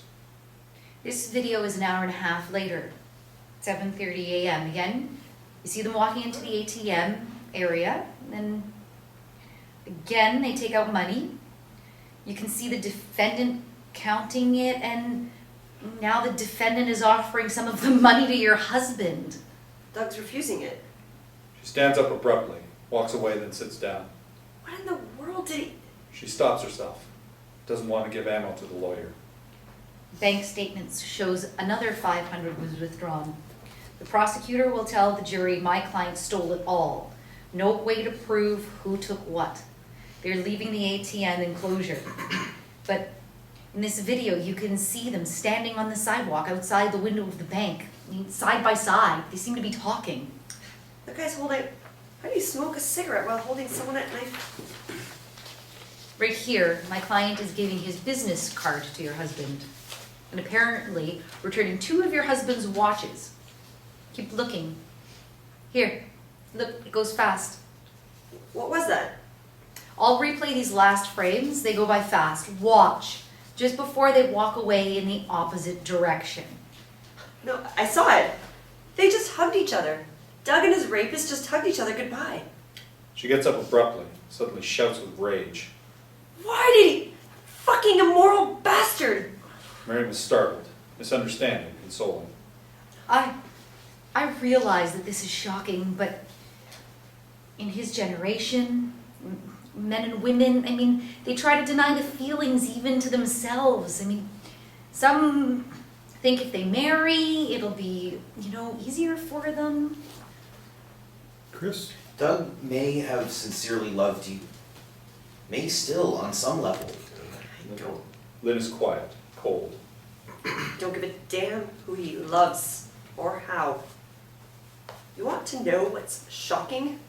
Doug's charges are false.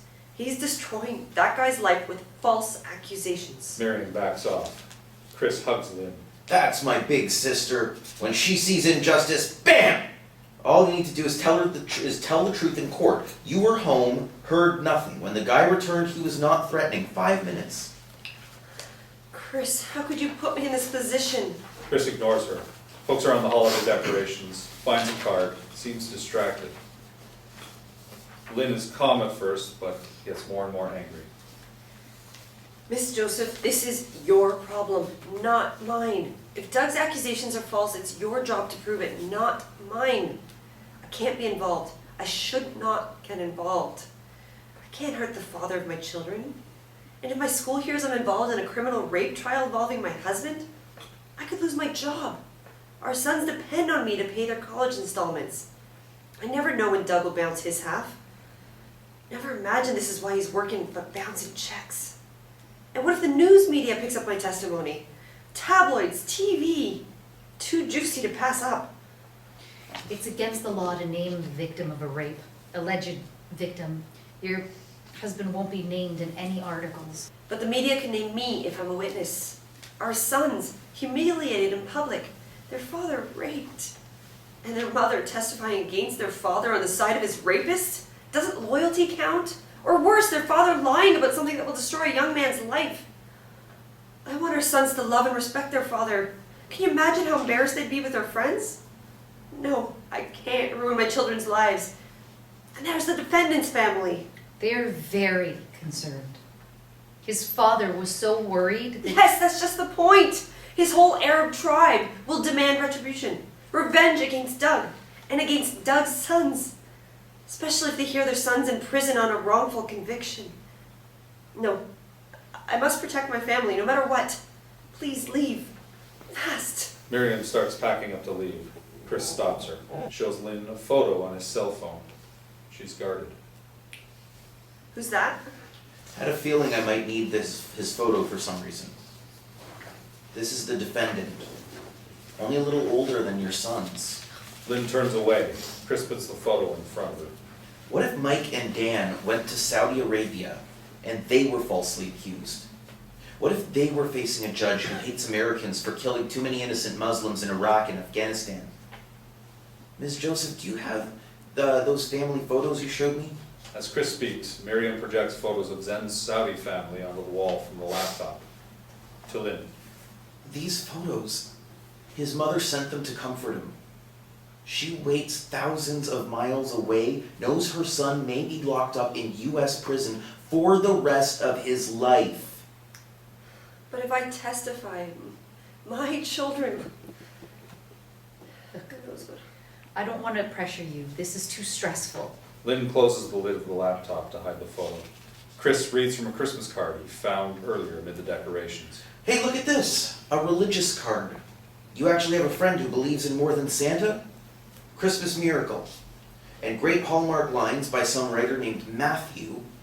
And Jesus said, whatever you did for one of the least of these brothers and sisters of mine, you did for me.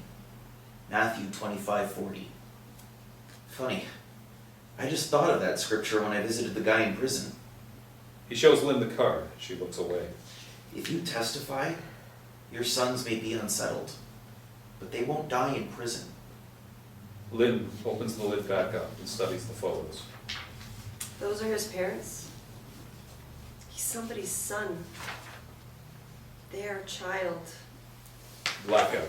Act 2, Unravelings. Act 2, Scene 1, in the box. Photos project Riker's solitary confinement. A cage with a narrow cot, a book. The kite runner is on the bed. On the hanger, a white robe, a thobe, red and white checkered headscarf, a keffiyeh. Zen opens the door, addresses the audience. In a solitary confinement cell, if you stretch your arms out sideways, you hit the walls. Just a cot and a pot. 23 hours a day in the box, the bay. I call it hell. You wouldn't coop up a dog like this. Easy to go insane. The guards have me locked into solitary for 37 days. Why? Because I won't snitch on which gang member slipped me bootleg cigarettes. You can't snitch. The gangs cut you for snitching. So here I am. My friend Jim, it takes him 5 hours to get through checkpoints and pat downs to visit me. He has come down both weekends so far. Keeps me from going crazy. Somehow I've got to stay sane for 3 more weeks in 2 days. Touches the white robe on the hanger with red and white checkered headscarf wrapped around the hanger. Jim even brought my thobe to sleep in. See? And my keffiyeh for comfort. One day the guard says I have a visitor. I figure it's Jim. Even when you're in solitary confinement, they let you have visitors. But you're armed with a guard. As he speaks, he puts handcuffs on his wrist and wraps and locks heavy chains around his hands, waist and down to each ankle, connecting his feet. When you enter the visitor's room from the box, you're in chains. You don't look up. You don't want to trip over your own feet and make a fool of yourself. But the guards rush you, shove you. They have others to get. On this particular day, as I clanked towards the visitor's room, a guard and 2 senior staff are running towards the room. They're putting on their jackets. I only hear a word or two. VIP, international. Something's happening.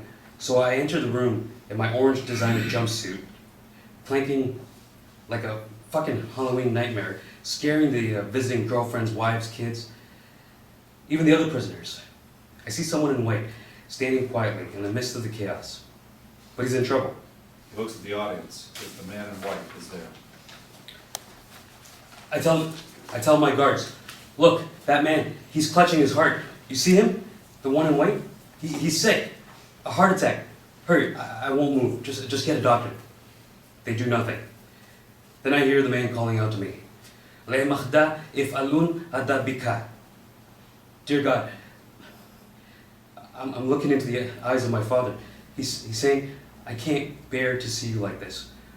Why are they doing this to you? Over deserts and oceans, my father traveled across half the world to find me. But he's gasping for air, clutching his chest and saying, why are they doing this to you? La makhda if alun adabika. My father, like a weeping angel in the midst of the prisoners. La makhda if alun adabika. They have to drag me back to my cell. Sound of the prison door slamming. Locks. Zen, in his cell, grabs his thobe, wraps it around him. He's frozen, curled on his cot. The handcuffs, the chains. I couldn't even touch my father's hands. Did they tell him the accusations against me? In my cell, I can't move for hours. Then the body can't stop shaking. How many hours, days pass? Pulls himself up to the audience. Finally, I hear a moaning. It's coming from my body, but I can't shut it up. There's no way to kill the body in here in solitary. But as soon as they let me out of the box, I will find a rope, a shiv, some way to end the breathing. I must kill the body. For the loved ones I have shamed, dishonored. Blackout. Act 2, Scene 2, Encountering Family. Spotlight on Chris, waiting under a lamppost downstage with a lit sign for Embers in the background, with leftover 2010 decorations for the recent New Year celebration. He's bouncing a tennis ball impatiently. Distant sounds of a piano bar from the club. Doug comes out of the bar, sees Chris. Doug, to the audience, over his shoulders, he tries to avoid Chris by rushing off in another direction. My brother-in-law was laying in wait for me. Why, Doug, are you visiting Embers these days? No, of course not. I mean, not visiting. I have investment clients there, and some of my gay clients feel more comfortable meeting there. I'm not prejudiced. Well, I am. Against married men who sneak in there, then go back to their breeder circles making jokes about faggots. When they take home a stranger for sex, they're asking for whatever they get. Covering a brief moment for fear cheerfully. As my kids say, you need to chill. Come on, let's get coffee. You seem upset. That's what I do. Get upset. I'm the gay one, remember? Throws the ball too hard at Doug, who catches it. Hope I didn't hurt you. You've always been so good to Bill and me. So accepting. I guess you know I need your sympathy. Me being the only man who loves men in my entire normally fucking family. The only one. Still cheerful, handing him the ball back, but edging away. Guess it's not a good time for coffee. Another time? That's it? You're gonna walk away just like that? Chris, you don't actually think I went into that club to meet gay men, do you? I told you, I have financial clients in there. Clients desperate for advice because their stocks are down 80% or more. Great. I'd like to meet your clients. Let's go in. Confidential clients. That's why we meet at their club. Gotta run. Doug starts to hurry off. Chris throws the ball at his back. Go on, run. I'll bet the defendant in your trial wishes he could just run out of Rikers, run free. Doug freezes. You think you could keep a lid on charges like that? Does Lynn know? Why do you care? You're separated. She has her own life. I'm living proof she can deal with queers. Were you afraid when she talked to him that she might think if he's gay, you may be too? What the hell are you talking about? I'm not gay. He attacked me, then returned, rang Lynn's bell. She was in danger. I had to call the police to protect her. But don't tell her. She gets so hysterical, over emotional. She'll be terrified if she knows I was attacked. The truth. That's what she needs, whatever it is. I'm telling you the truth. He's a violent man, a sexual terrorist. He sees Chris isn't buying it. Please say nothing to her. You have no idea what I've been through. Look, we need to talk. The guy will plead guilty to get a shorter prison term. Then it's all over. Look, he robbed me from a second bank account. One I use for business. If Lynn finds out I have a separate bank account after I bounce, don't you see she'll throw me out on the street? Are you telling me you accused a young man of raping and robbing you just to keep a New York apartment? No. Chris, you don't understand. If he kept returning, he could hurt Lynn, attack her, or my sons when they get back from college. He grabs Chris's shoulders, but Chris shakes him off and leaves. All the charges are true. Chris, believe me, it was a dreadful ordeal. Chris shakes him off and leaves. Please, keep Lynn out of this. Blackout. Act 2, Scene 3, A Decision. January 21st, 2010. Shabby lawyer's table at Rikers, a worn 2010 New Year's greeting taped on the table. Zen is out of the box, but he sits at the table looking drained, slumped, discouraged. Zen casually takes strings from his pocket, many different strong strings tied together. He tries them around his neck, too short. The fighting, the cutting, yells and curses all day, all night. Caged with gangs. To the guards, I'm no different than the other inmates. Maybe they're right. He hides the strings when Miriam arrives. To Miriam. You have that look. Please, Don't tell me the trial has been postponed again. Another month. Another prosecution witness not available. At least that's the excuse again. But it gives us time. The assistant DA is still only offering a 10-year plea deal. So it's 10 years in prison or a risk of trial. But maybe right before the trial, she'll... 10 is a lot less than 25. What happened to Mr. I'm innocent, I want justice? When I left home, my father's youngest wife, my auntie, she said only 3 things in life are certain: birth, death, and change. 10 years is less than half of 25 years. You can't give up now. Unless you remembered something about that night. I read up on crystal meth. Users can become violent, paranoid, suicidal. I swear, I didn't hurt Doug. Not really. But the jury will believe him. And 10 years, 25 years, doesn't matter. I won't last the first year in prison. Even the murders around here are patriotic. As soon as they find out I'm Saudi and in for raping a man, an American, He gestures, his throat being cut. if they keep postponing the trial, I won't even get out of Rikers alive. That's why the prosecutor keeps postponing. You're grinding down. Get a plea deal. Save the cost of a trial. Our whole defense team, we're ready to go to trial if you want it. Your senior partner, he'll get more money if we go to trial, win or lose. He's actually losing money every day. The trial is delayed. He told me not to tell you, but he's postponing a great career move to make sure you get a fair trial. So is the other partner, the other pro bono lawyer, and she's not making a penny off of this trial. I'm sorry. I don't know how to trust anyone, Mary. The guy comes in giving out condoms, but he turns out to be Doug's brother-in-law. Chris Payne. Yes, he called me. Someday when we can talk about all the details, you may thank him. Right now, I need your decision. Plead guilty and get 10 years or risk a trial in 25 years for each felony. The jury will believe my accuser. 12 New Yorkers. Remembering Arab hijackers slamming into the Twin Towers. Thousands of people go to work and die. The men and the women on my jury can finally do something. Most juries, try to look at evidence fairly. They'll believe they're, how do you say, fellow American? If I didn't know Doug's accusations are all lies, I'd convict me. As he said a year ago, my fault. I trusted Doug. I should have listened to my father. Treat a man like a lord, and he'll sell you in the slave market. Both are silent for a moment. We can hold off. We can stall. We can see if the DA backs down and offers 5 years. I mean, we're all ready to go to trial, but we can't promise what the jury will decide. Or how the prosecutor will scare the jury. Can I make a call? Miriam offers her cell. He taps a number, waits. Jim, glad I got you. Am I getting you in the middle of work? Quick question. The DA is offering 10 years if I pleaded guilty. Instead of risking a jury trial and 25 years or more. Jim, are you there? No, I don't want to make you responsible for my life. I just want you to know what you think. Okay, I understand. He clicks off the phone.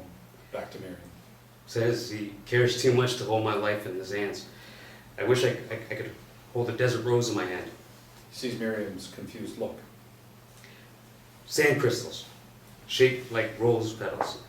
My grandmother showed me how to find the signs in the desert that a crystal might lie beneath the sands. Then you have to dig down deep. Careful not to crush it.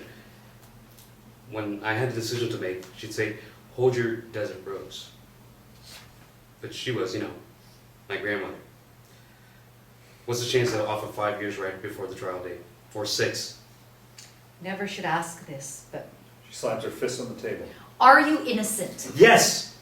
But in my country, if an American was charged with raping a Saudi man, Don't go there. Miriam's cell rings. She looks at the number. It's Jim. You take it. Jim? I can't hear you. What? Please, talk louder. Yes, I understand. Thank you. To Miriam. He could barely speak. His gut feeling, risk a trial. They're silent again for a moment. Miriam takes his hands in hers. If you could hold your desert rose, what would you decide? We go to trial with 12 Americans. Strangers who will decide my life. Blackout. Headlines crawl over the top of the stage. Saudi armed rape assault trial set for next month. Act 2, Scene 4. Request denied. February 17th, 2010. Outside in hall. 2 doors, each marked Wingate. Handwritten note over Lynn's door says, Lynn Payne. I couldn't just show up at the trial as a witness without warning Doug. But this was not a conversation I ever wanted to have. Doug opens the door. Seems surprised, but ushers her in and offers her a seat at one of his 2 elegant wingback chairs under a print of Audubon's White Barn Owls. Soft Baroque music. One Valentine's Day card on the chair that he quickly pockets. No thanks, I'll stand. We need to talk about something. Another rant about finances? I wish. That would be simple. Doug, this is not easy. The kids okay? It's not about them. Apparently you have a lawsuit against someone for armed robbery? What did Chris tell you? Nothing. A defense lawyer told me. Remember that detective? The one you said came about some incident in San Francisco? Turns out he was investigating the guy who rang my bell. About a year ago. Because of your charges, I was given a subpoena. Who gave you... The guy's lawyer. I have to testify at the trial. Testify? Say I was home that night, heard nothing. When the guy rang my bell a few days later, he was not threatening. That's all. But I have to testify, or they could put me in jail. Doug is gracious, truly concerned. Oh, Lynn, so sorry you have to be involved at all. I just wanted to protect you from this. Thanks for letting me know, but don't worry. The DA says they always take a plea deal just before the trial starts, and so she postponed the trial now until March. He'll plead guilty. There's no chance he'll go to court. Doug, I heard nothing. I can hear a loud laugh. Didn't dare to call for help. He had a knife. If I called out, he'd have attacked you. If he was really violent, if he really was violent, why didn't you warn me? For 2 days I was in danger. I opened my door to him. I had him arrested immediately. As soon as he came back, I realized we were in danger. Look, I gotta get ready for a major meeting early tomorrow. I saw ATM security videos. This is the last thing I want to be involved in. But I am. There were videos? You didn't have to follow him in. You could have... He forced me to go to the ATM. 2 of them. You were behind him. Each time. About... No. He was behind me at knife point. Doug, I just said I saw videos. You were 5 or 6 feet behind him. It felt as if he were behind me. I was petrified. He stole my bank card, extorted my password, threatened me with his knife. I was forced to do whatever he ordered. You had time to stay in the street, ask people for help, grab a taxi or any car, get to the police. No one was around, no cars. Cut the crap. Both videos show people, cars. He said, I know where you live.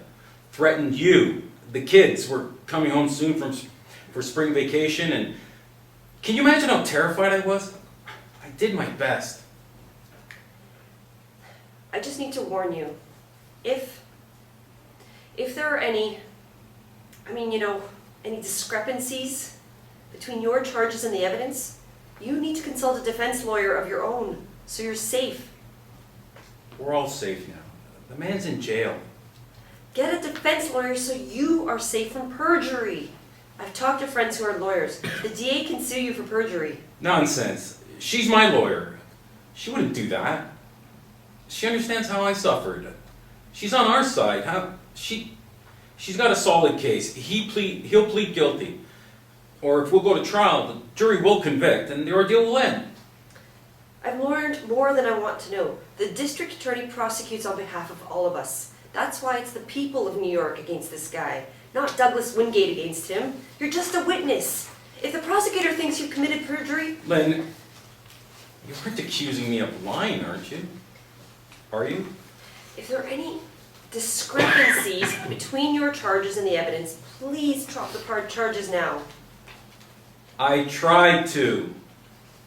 From the very beginning, Can't you understand? I told you, the assistant DA assured me. They all plead guilty to reduce their prison time. Unless the guy insists he's not guilty. Are you siding with the criminal? No compassion. Discard your husband. Just walk out of our marriage, break my heart, and You ended the marriage. You didn't care enough to stop criticizing and yelling at me. I never even knew when you... Not yelling. You hurt me over and over. Only cared about the children. If you wanted to stay married, no matter how hurtful you thought I was, you had to find a more loving way to... Always your terms. And now, when I've been through a brutal attack, you don't even believe me? Oh, I can't discuss this with you. See? I'm trembling. For you to accuse me, you're so heartless. At least the DA supports me. I'm sorry. But the videos... At the end of the second one, outside the ATM, you remember when you used to kiss me goodnight? How you touched my forehead? A little tap, like a blessing? You gave your attacker a hug goodbye, Doug, and stop. then You cruel, vicious bitch! I was pushing him away. He grabbed me, whispered in my ear, pretend to hug me for the video camera. No one must know I'm robbing you. He'll never tell and never tell anyone. I know where you live. If you talk, your wife and your children will be in danger. He didn't have time to say all that. A quick hug and you walked off. You are calling me a liar. How dare you? He threatened me the whole time. Not just when he grabbed me outside the bank. Look, we're separated. I don't care what you do with your life, but... Right. I have a life-threatening experience and you don't care. You never cared. Threw away our marriage, hurt me more than you'll ever know. Just get out of here. Lynn starts to leave, but hesitates. Here, maybe this book can help. She pulls a book from her handbag. By a psychiatrist, Dr. Richard Assay. It helped me understand how some men are caught between their married life and their... Becoming gay? Damn it, Lynn, I'm not gay. Because of your charges, a young man will spend the rest of his life in prison or be deported to death. Doug very quietly gives her back the book, eases her out, and shuts the door. Back in the hall, outside the two doors, Lynn starts to run to her door, then stops. Hears something. It's Doug weeping on the other side of the door. Lynn goes back to his door, presses her forehead against it, crumbles down to the floor in grief. Blackout. Act 2, Scene 5. Suicide interrupted. Calendar in the prison interview room reads April 4th, 2010. Zen is waiting, pacing. He sits at a table, gets up, paces, sits. Looks more broken than before. He's playing with his string, now a noose, but too short for hanging. Holds it up for the audience. Oh, the hell with it. You don't need to hear from a fucking drama queen. He puts the rope back in his pocket, sits, slams his forehead, then fists against the table. Miriam arrives with a heavy briefcase on rollers. Good morning. And mosquitoes. It's okay. We have some papers to review. She pulls out papers from the briefcase, unties a stack of folders. But first, some news. Bad news first. Your partner's called. I already know that the trial's postponed again to April. 14 months of delays. Something else. Your roommate. He can't be a character witness for you. Why not? Ahmed is legal. Got his green card. He doesn't want to get caught in the middle. Apparently, he also had an affair with Doug Wingate. Jolted, Zen starts to overturn the table, but stops when he sees Miriam scrambling to hold on to the papers and files before they fall onto the floor. Zen abruptly turns his back to her, stares at the wall. What about Gamal? Turns out he's dating the owner of Embers, so he can't get involved either. Didn't you tell them the charges are false? Even offered to show the security videos with Mr. Wingate's hug goodbye. Both heard the charges and each one clearly thought something must have happened. Jamal said no one would make up all those charges. Pacing like a caged tiger, Zen secretly picks up and pockets string that has been wrapped around one of the files. How many betrayals? I was sure friends would stand up for me. We never really know someone till the stakes are high. But they were my good friends. From my culture. Do they think I'm guilty? That I blacked out? Really did all those ugly things? Terrified by a thought, he grabs Miriam's arm, startling her. I was drunk. I had some coke. Meth. Could I have? Mary, could I do all that but not remember anything? What if Doug's charges are true? Miriam is unnerved, starts to say no, but hesitates. My job is to make sure the evidence is fair. The jury decides, but there's more news. It's possible your accuser's wife is going to testify. I didn't say anything to her. Didn't do anything. I just asked her for Doug. Relax, that's the good news. I think she will testify at the trial for us. Why? We've asked her simply to tell the truth as she knows it. Heard nothing. When you returned, you weren't threatening. But why? Why not? Does she know what we... I mean... Heard the charges, saw the videos. Then she knows with her husband. Why would she? Maybe she believes in fairness. You aren't forcing her, are you? No. Although we gave her a subpoena, the assistant DA tried to get her thrown off the witness list, spousal privilege, but the Wingates have a legal separation agreement. How can she face a courtroom? The shame, dishonor. Isn't she shocked? Of course. No idea about her husband, and tried to defend him until she saw the security video. Seemed more shocked at what she didn't see in them. She understands the odds of a Saudi getting a fair trial with New York City jurors a few blocks from the wreckage of the Twin Towers. The wife is going to testify for me. Not for you. If she agrees to testify, she'll just say what she heard or didn't hear, and what you were like when you rang her bell. Her testimony won't save you if the jury sees evidence of guilt. Inmates here, they say a good prosecutor can twist evidence, make a jury see whatever he wants them to see. Speaking of who sees what, here, I brought you a blazer and slacks, a good shirt. Thank you. Part of my job. Your designer prison orange, my president's prejudice jurors against you. Not for the clothes, although they look great. Thank you for living with the words of the prophet. He takes a Quran out of his pocket. Be the bearers of witness with justice. Let not hatred of people incite you to act without fairness. Act equitably. That is nearer to piety. Quran 5:8. My Torah says, do not pervert justice or show partiality. Follow justice and justice alone. Deuteronomy, I don't remember the number. I had to memorize almost everything. But I've forgotten so much. It took Rikers Jail to bring me back to the book. Funny, when I first met you, I was afraid you wouldn't represent me fairly. We're both people of the book. By the way, I brought you something else, something to hold.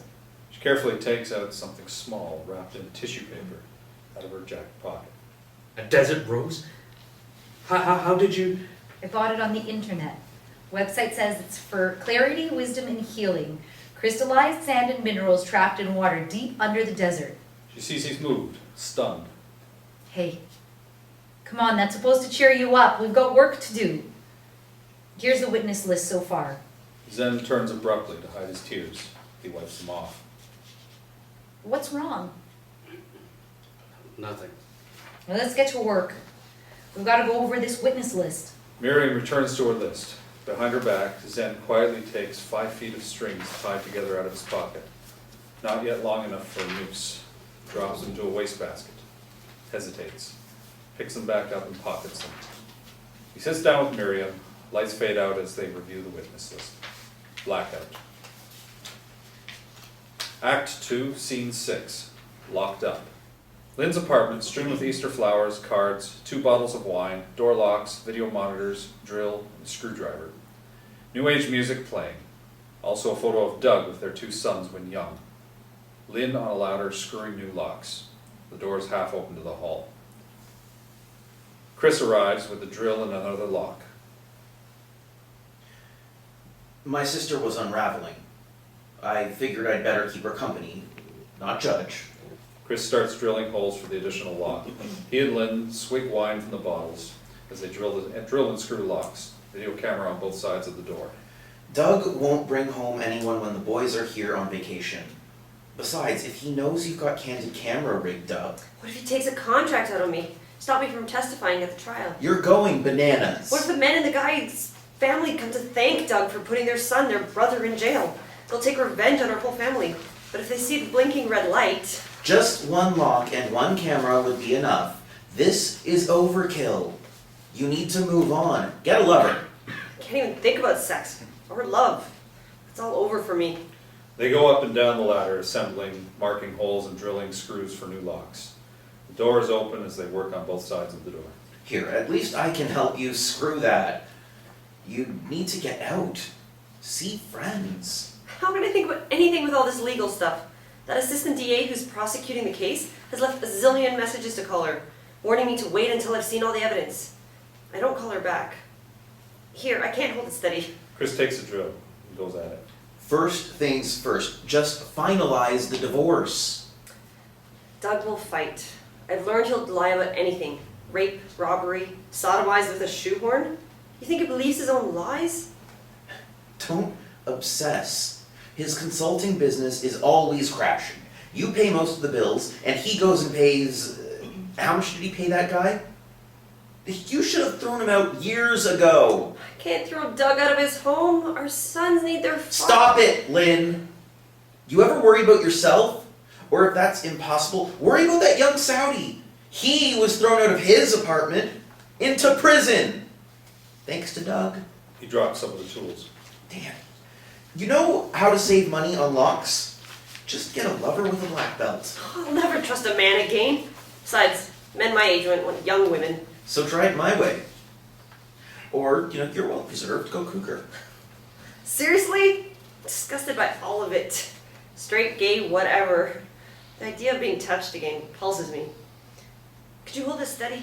Chris goes partway up the ladder, trying to hold the lock she's screwing in without touching her.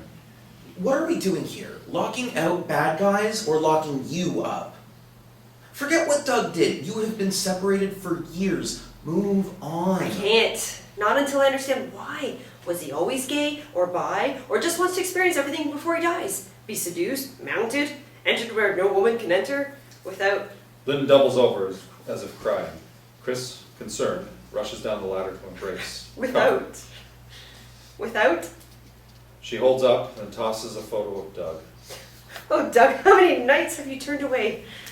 If I'd known all I was needed was the handle of a fucking shoehorn. I thought you were hysterical. I am! I haven't heard you giggle like that since you were a teenager. She goes back up the ladder with new locks and chains. Oh my god, yeah. Like when you walked in on me in my high school dream date in a very compromising position. Very. And all you did was giggle then too. You could have pretended to be embarrassed. I was only about 10. God, did that primal moment turn you gay? Nothing turned me gay. I knew I was gay when I was 3. You didn't know about sex when you were 3. I knew I wanted to be the bride. Later in high school, when I fell in love with a guy, I wanted to kill myself. Biology class helped. Finding out that a few days after conception, the embryo gets a blast of hormones, sometimes too much or too little of X's and Y's, blah, blah, blah. The science of love. But if it's hormones, why do people only freak out about gay sex? If they're going to freak out about sex. All of it, messy, noisy, animal, gay, straight, jerking off, whatever. Blame the mammal stuff on gays and lesbians, or another race, or class. They're the primitives, not us. We're squeaky clean and civilized, even if we fuck. Doug didn't have to have that guy arrested. If the guy kept coming here, you might figure out Doug's secret. If you know, then Doug has to deal with the truth. Lynn swigs some more wine, gives Chris the bottle. But why put the guy in prison with lies? Doug knows I don't care that you're gay. Only thing I can't stand about you, you're a Republican. I don't care where Doug puts it. Lynn, you do care. We're talking about your husband. Oh, okay. The father of your children. Screwing some young guy on the other side of this wall. Oh, we're separated for years. I don't care. You're swearing off ever loving anyone again. Sounds like you really care. Oh, shrink the shrink time? I'm fine alone. Had my children, done. Do you know anyone who stopped making love after the statistical 2.5 kids? We fuck for fun, to connect, or just to get to sleep. Stop. You're making me miss it. Your kids are away at college. Time to get your own life and your own apartment. This apartment is my own. He's on the other side of that wall. Before we put up the wall, he was always berating and criticizing me. Anything I did upset him. Maybe not what you did or didn't do. Maybe he was upset by what you could not be. Then why didn't he just leave and get a man? After our separation, he knew I didn't care who he... whatever. Think of his family. If he came out, he'd be disowned. It became a joke with his family's coupled up hetero friends. Only a few cultures have understood the love of one human being for another. Native Americans accepted their squaw men. The ancient Greeks, their wealthiest men got it all, the wife, the mistress, and the young man. Ever read Sappho's poems? Maybe the women got it all too. I don't need your history lessons. What I keep thinking is if I just... If a man wants a man, you can't change that, no matter what you do. Not even if you pulled out a shoehorn. Lynn playfully throws a screwdriver. He ducks. You think he's always needed men? Gay from birth. Experimenting. Who knows? Men's favorite fantasies are all 4-letter words. Oral, anal, and trio. Straight men's favorites too. Lynn rushes to his hurt finger, but he puts it on his mouth, waves her off, keeps working. Oh, right. Mouth's to mouth. So why didn't Dog just call a call girl?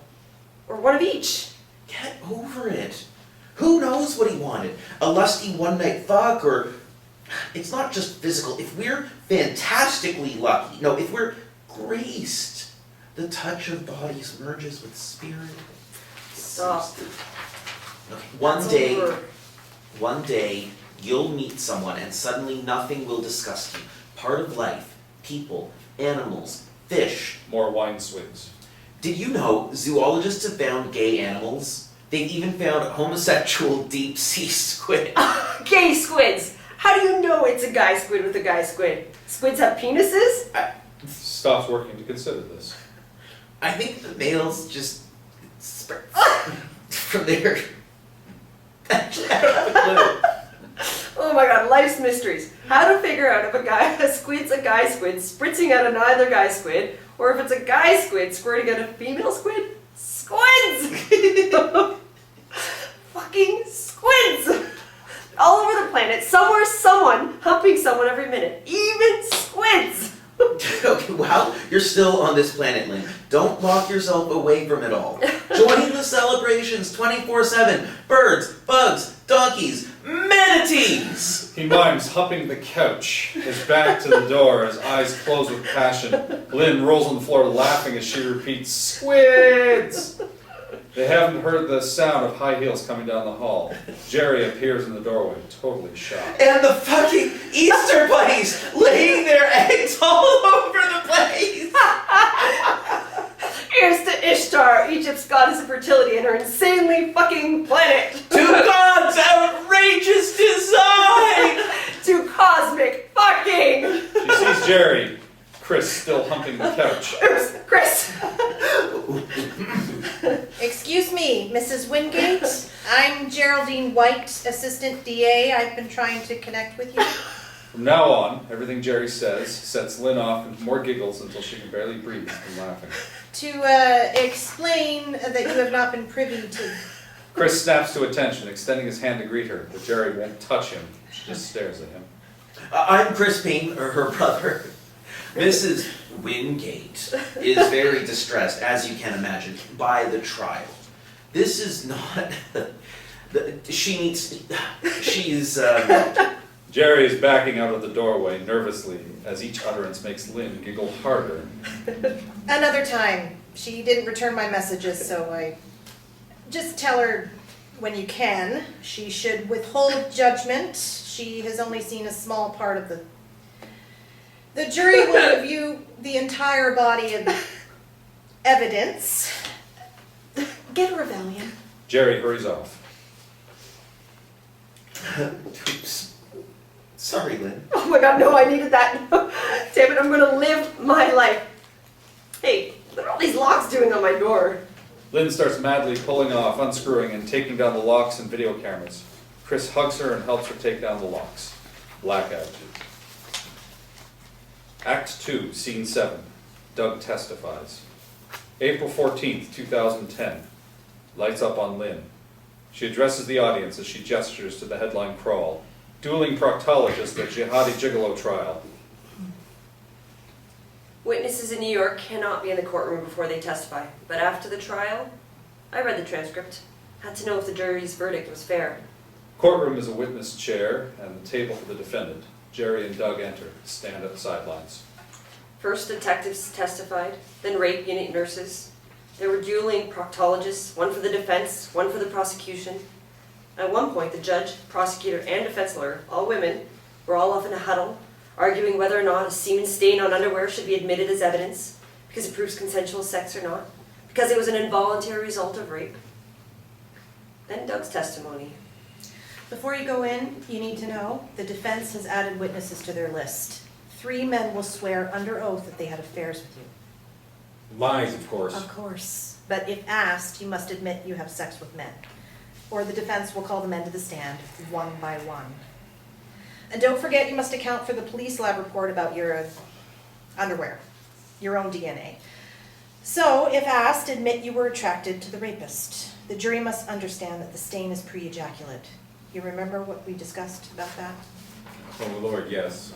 I know it's embarrassing, but it's important. Yesterday, a urologist for the defense claimed the stain could be residue from consensual sex. Headlines crawl. Male rape victim of Saudi Night of Terror takes stand. Lynn addresses the audience as others take their places. Doug takes a seat in the witness chair in the courtroom. Gerrie stands in front of him. Miriam and Mazen take seats at the defense table. Doug must have been tired, because on his 3rd day of testimony, During his testimony, Doug never looks at Zen, keeps his face turned away, even if it means not looking at a lawyer until the lawyer moves away from Zen's direction. Zen, calm, never takes his eyes off of Doug's face. Doug is exhausted, but still charming, cosmopolitan, gracious. Good morning again, Mr. Wingate. You understand you are still under oath to tell the truth? Of course, whatever you have to ask. Mr. Wingate, over the last few days you explained how you met the accused. I want to make sure we establish clearly what you drank on the night in question. How much alcohol? Not much. 1 vodka tonic, and just cranberry juice and soda. Is there a medical reason for that? Yeah, I have hypoglycemia, so I only could tolerate 1 drink. I become ill, or worse. Laughing, self-effacing, charming. I've been known to fall asleep right in the middle of a dinner party. So you were not intoxicated on the night in question? Not at all. Wish I could have been. Over the last 2 days, you have also given a very detailed account of the violence you experienced. We have the security videos that show the 2 armed robberies. Gerrie turns on a small TV monitor.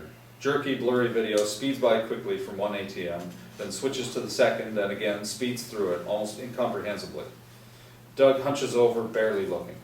Gerrie talks, asks questions as she shows the videos. I'm sure these 2 armed robberies are difficult to relive, but it goes fast. There, what were the defendant's last words to you when he finally left you at the second bank? I know where you live. Tell no one about this, or your family will be in danger. That's what he said. I was terrified. He comes from a culture of revenge and... Objection! What happened next? He left me there on the sidewalk. I was shaking, but thank God I made it home before I collapsed. Did he do anything when he told you he knows where you live? What? Oh yes, he grabbed me, told me to hug him goodbye so the security cameras wouldn't show I was being robbed. Then he left me and I... He stifles a sob, his hands shaking. I was shaken and I staggered home and so tired I fell into a deep sleep on the couch. I was devastated and humiliated. Your witness? Hello, Mr. Wingate. I realize this is very difficult for you, and you've already had 2 long days on the stand. We appreciate your willingness with us to work through the issues. I just have a few final questions. Politely but relentlessly, she fires questions, reading from notes. No pause between answer and the next question. How many times have you gone to that club before? I'm not sure, I don't remember. 5, 10 times? I guess 5 or 10. Have you seen the defendant before at the club? I think so. Someone warned me he was a hustler. I should have listened. On the night in question, you decided to have drinks with him? He didn't decide. He insisted I stay for drinks. But you stayed voluntarily. Yes, but... Who paid for the drinks and why? He did. He offered. I was flattered that he wanted to buy me a drink. Were you attracted to him? He raped me. How could... But before that, were you attracted to him? Yes. Can you describe the attraction? The beginning of an erection and the excretion of some pre-ejaculatory fluid. Miriam is thrown off by the clinical response. She checks her notes, then back to fast questions. Oh, I didn't mean clinically. Never mind, how often do you have sex with men? Sometimes, but I am not gay. When did you decide to bring Mr. Tomedo home with you? I didn't decide. He wanted to go home with me. But you agreed voluntarily. Yes, because... Who paid for the cab? Doug gestures he has no idea. For the record, the witness gestures he does not know. Actually, Mr. Wingate, I have the taxi receipt for a credit card payment. Who paid? He did. Earlier, you described what you say happened when you got home. I have one question about your statement that he held you at knife point and forced you into the bedroom. How did he get your clothes off while holding a knife? I don't remember. I told you. I was terrified. Oh God, it's just too painful to remember. Okay, earlier you testified he broke down about his need for an immigration lawyer. I mean, when did that happen? Between the 2 rapes or after? I don't remember. I was confused. And I guess between, he broke down, wept, and started beating me again. When did you take the watches? I don't know. They were gone. That's all I know. He saw $60 on my night table. Not enough money to satisfy him, so he extorted my passcode, commandeered me to my bank. Was he holding you at knife point all the way to the bank and, I mean, no pedestrian noticed?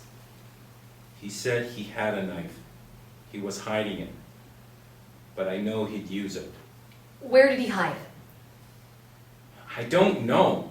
How many times do I have to tell you? I was terrified and tired. He sees her firm, impatient look. I guess in his pocket. Do you stop people on the sidewalk, ask for help? He was afraid. He's a young man. I would need at least 2 stronger men to help. They weren't any around. I mean, none strong enough to disarm him. Did you try to escape into one of the 24-hour stores that were open or flag down a passing car for help? How many times must I tell you? I wasn't thinking clearly. Too tired, confused, terrified. He could outrun me. Return to hurt my family. He stole my money. You know that. He had my 1,000 on him when he was arrested. How do you know he had 1,000 on him?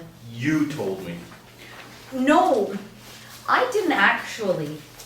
No, I didn't. Actually, he had very little money when arrested and none in his apartment. But tell me, why did you wait several days before you reported the attack? I was humiliated. And when the guy returned and talked to my wife, Lynn, I knew she was in danger. I went straight to the police to ask for protection. What do you mean protection? I've been on the stand for 3 days. I'm exhausted. I can't think with all this grilling. We just took a break a few minutes ago. I mean, please, just answer the simple question. What did you mean by protection? Doug is irritated, impatient, unguarded.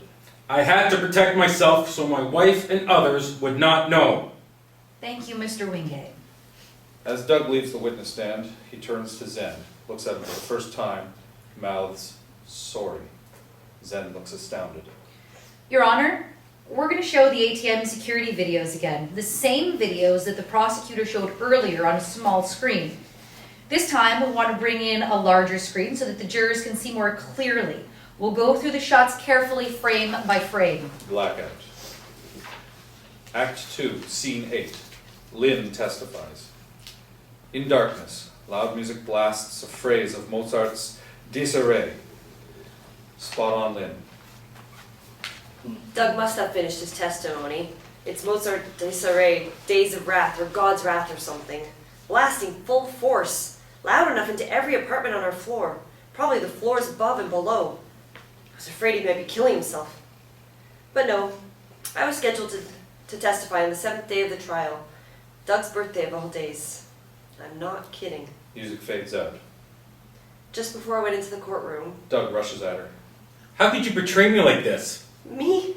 I asked you to drop the charges. Told you I'd been subpoenaed. Don't ever tell me I told you. The prosecutor promised to protect you from having to testify. I have to go in. My testimony is minor. Lynn, don't. Please. Lights up on the witness chair. Lynn enters the courtroom. Doug follows, stands at her side, watching. As I'm announced, I hear a juror mutter, "This will be interesting." I was terrified until I saw the defendant. I'd been so aware of him. Every morning I'd wake up knowing he was also waking up in jail because of Doug's accusations. At night I couldn't sleep aware of him in jail. Why? Now I saw him for the first time since he came to my door. Lights on defense table where Zen and Miriam sit. Lynn and Zen see each other. They're transfixed for a moment. He starts to smile joyfully, gratefully thanking her. She looks away quickly, takes a seat on the witness chair. After that, I tried not to look at him. I was afraid the jury would think we have something going on. This case was bizarre enough. The defense lawyer asked me about what I heard, did not hear, what the defendant was like when he returned, and then... Thank you for your time, Mrs. Wingate. Your witness. Mrs. Wingate, did there come a time when your husband lost a job and you asked for a marital separation? Yes, but that wasn't why... Please, just answer yes or no. In the email to your school principal, you say you had a cold, so you're staying home all weekend. Did you take any medication for your cold? No, I rarely even take a Tylenol. If you let your body temperature rise, you'll kill off I all... asked because some cold medicines can make people sleep deeply. You were not in your husband's side of the apartment, so you can't tell us exactly what did or did not happen, can you? Yes. No, I mean, no. Yes, you're right. No. Do you understand that your husband may have been embarrassed and that's why he told you the man at the door was his financial client? Sure, but Doug knows I don't care if someone's gay. Do you or know what- that- Or whatever's. We've been separated Mrs. for years. Wingate, He do can you have know girlfriends, that- boyfriends, whatever. Please, Mrs. Wingate, just answer my questions. Do you... Do you know that your husband has a hypoglycemia? Of course, he needs protein every few hours or he gets very irritable. At least that's his excuse. Do you know how your husband's hypoglycemia affects his decisions to drink very little alcohol? He gets drunk real fast on just one drink. I meant... No more questions. Thank you. As Lynn leaves the witness stand, she lets herself look fully into Zen's eyes. They hold their connection for a moment. Then she leaves. Doug hurries after her. Blackout. Act 2, Scene 9. Closing arguments. Spot on Lynn as she briefs the audience. Doug stands watching across the stage from her. After my testimony, I was allowed into the courtroom to hear the closing arguments. Defense goes first, then prosecutor. No rebuttal. They can't even object. The defense starts her closing strongly. Lynn withdraws to watch, but from time to time gives the audience her thoughts about the proceedings. Lights up in the courtroom. Miriam is addressing the audience as if the jury, gently, respectfully, and with deep concern for the defendant. Both lawyers read from or summarize notes they hold. Zen sits at the defense table. May it please the court, counsels, ladies and gentlemen, twice, that's the story you're asked to believe. 2 rounds of rape and robbery that nobody sees, nobody hears. A shoehorn with only 1 fingerprint. Nothing else. I submit to you that Mr. Wingate made up sodomizing with a shoehorn to make consensual activities look like something much nastier. Twice. Rape, get dressed, forced march, armed robbery, back home, undress again, rape again, clothes back on, forced march again, all with a knife. No one in the street or in either ATM sees. At each time, we see the defendant walking far ahead of Mr. Wingate, never looking back to see if his alleged victim is following him or out of the ATM areas. Does it make sense? Ladies and gentlemen, would a man who has committed so much violence twice, would that man return to his victim's apartment 2 days later to give back a cheap watch? But the prosecutor's closing statement starts off forcefully too. Good afternoon. I know it's been a long day and a long 2 weeks. I trust you have remained objective and open to the truth, no matter what attempts were made to distract you from the truth. Mr. Wingate was trying to deal with a violent, horrifying, humiliating encounter with Mazen Tomedo, the rapist. This is a strong case. A case about a violent, brutal sexual assault and robbery. This is not about a bad date. What evidence do you have that Mazen, the rapist, is the individual who committed the crimes? Douglas Wingate came in here and told you. She shows a photo of Doug following Zen to the ATM. The defense made a big deal about the attacker walking in and out of the ATM without looking behind to make sure his victim was following. I'll tell you what I see. The sexual terrorist had done his work. He knew he had beaten Doug Wingate's spirit. He had Doug Wingate under his control. The rapist was cocky. She shows a photo of the hug. A hug? You know what I see? Mazen, the rapist, leaning to tell Mr. Wingate, listen, buddy, I know where you live. Don't say anything, or else. And hug me for the video, so we just look like friends. They both ended just as strongly. Maybe you cannot come up with the reason why Mr. Wingate would fabricate his accusations, but that does not make them any more believable.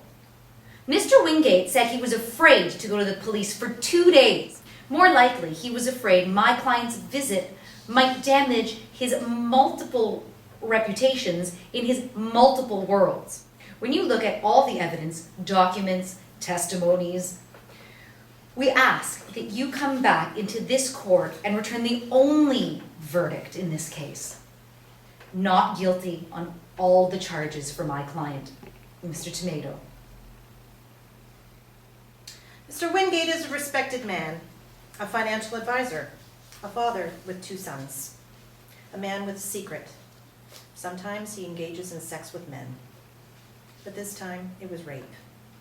Whatever your personal beliefs about his sexual conduct, please keep in mind the difference between consensual sex and rape.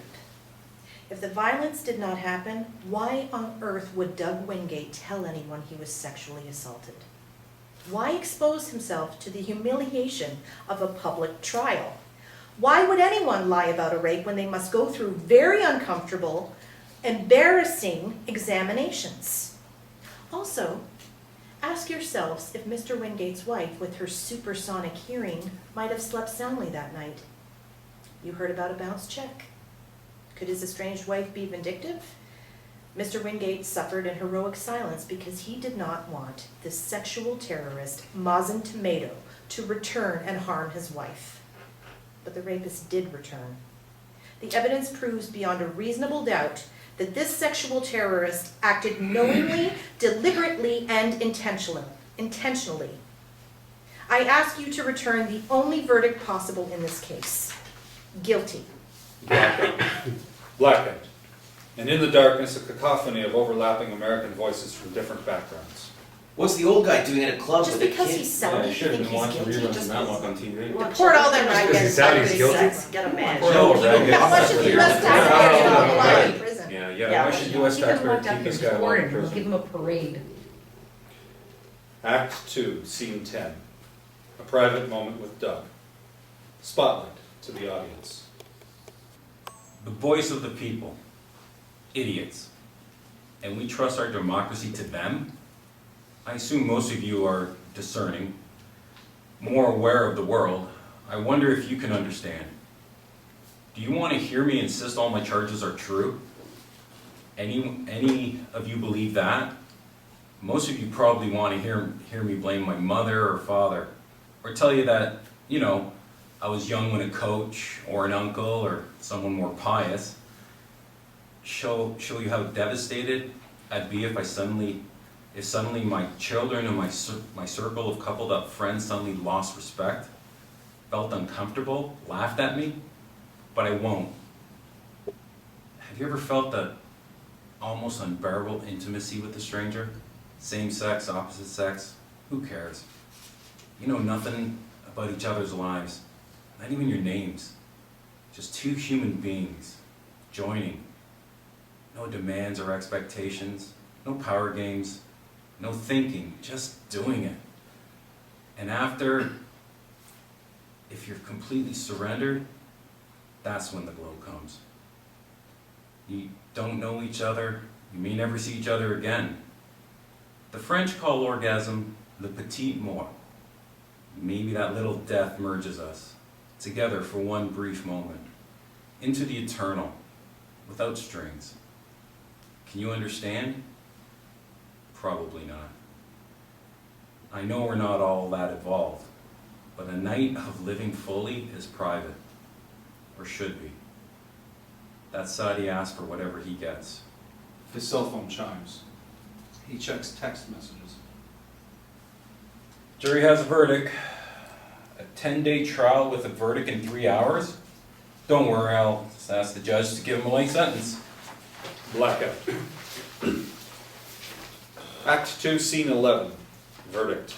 April 23rd, 2010. Lights up on Zen and Miriam at the table.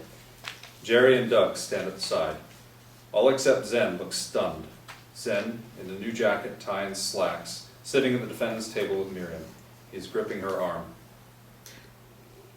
I heard the verdict, but too nervous to remember my English. What they say? Get it over fast? The jury said guilty, right? Not guilty. Not guilty on every count. All 12 counts, 100% acquitted. Zen is speechless, stunned. Doug from the sidelines. Christ, why is this happening to me? Gerrie puts her arm around Doug, comforting. I failed you. The jury didn't understand what beyond a reasonable doubt means. Anything can be doubted. They could have made a reasonable decision. They could have charged him guilty on at least one of the 12 counts. Bless you. Thank you. Miriam hugs him. Lynn comes running from an aisle in the audience area, runs up to the stage. Chris, behind her, tries to stop her, chases her onto the stage, trying to pull her back down, but she shakes him off. Lynn, come back, stay out of it. Lynn reaches the stage and goes up. Stop. If Doug sees you, he'll make up more lies. He'll sabotage your divorce case. Chris grabs her, holds her back. Zen sees her, starts to move to her. Miriam holds him. Stay away from her. I thank her.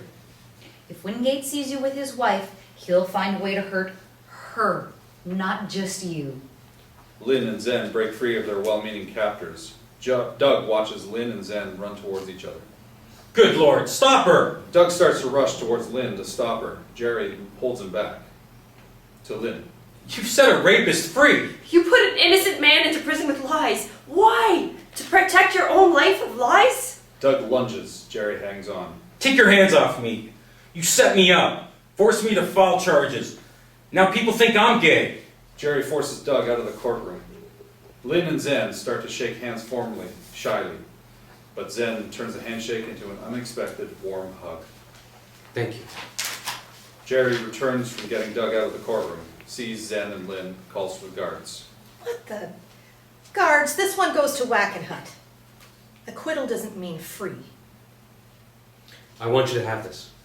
What is it? As Gerrie takes his arm to guide him out of the courtroom to the guards. A desert rose, crystallized water and minerals from deep under the desert sands. Miriam will tell you. Where are you taking him? He's free! Immigration prison. Expired student visa, then deportation home, where everyone with a cell phone has read about this trial.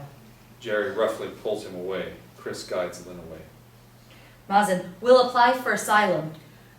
Never see my family again? Asylum will rip me from my parents, my brothers and sisters. So would beheading. Don't worry, you'll go home to your kingdom. And if your religious police don't show you how they feel about you shaming your country, your loved ones will honor you. Either way, savage, unforgiving Saudi vengeance. No, Saudi Arabians are good people. My government makes sure every citizen has shelter and food. My family loves me.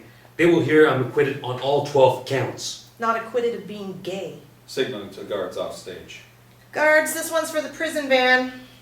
Wait, He bolts free, runs towards the audience as Miriam tries to stop him. my jury. God loves the doers of justice. My trial was called The People of New York Against Me. So now I thank you, the jury of the people. You did not use my trial to avenge the attacks on your city. You did not call me your enemy. He holds up his Quran for the audience. Quran 60. God will bring about friendship between you and your enemies. Show them kindness and deal with them justly.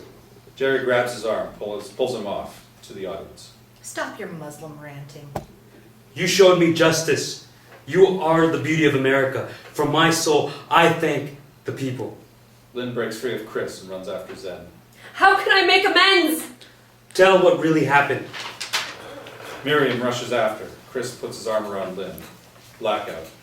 Headlines crawl across the top of the stage. New York City jury acquits alleged Saudi sexual terrorist 100%. The end.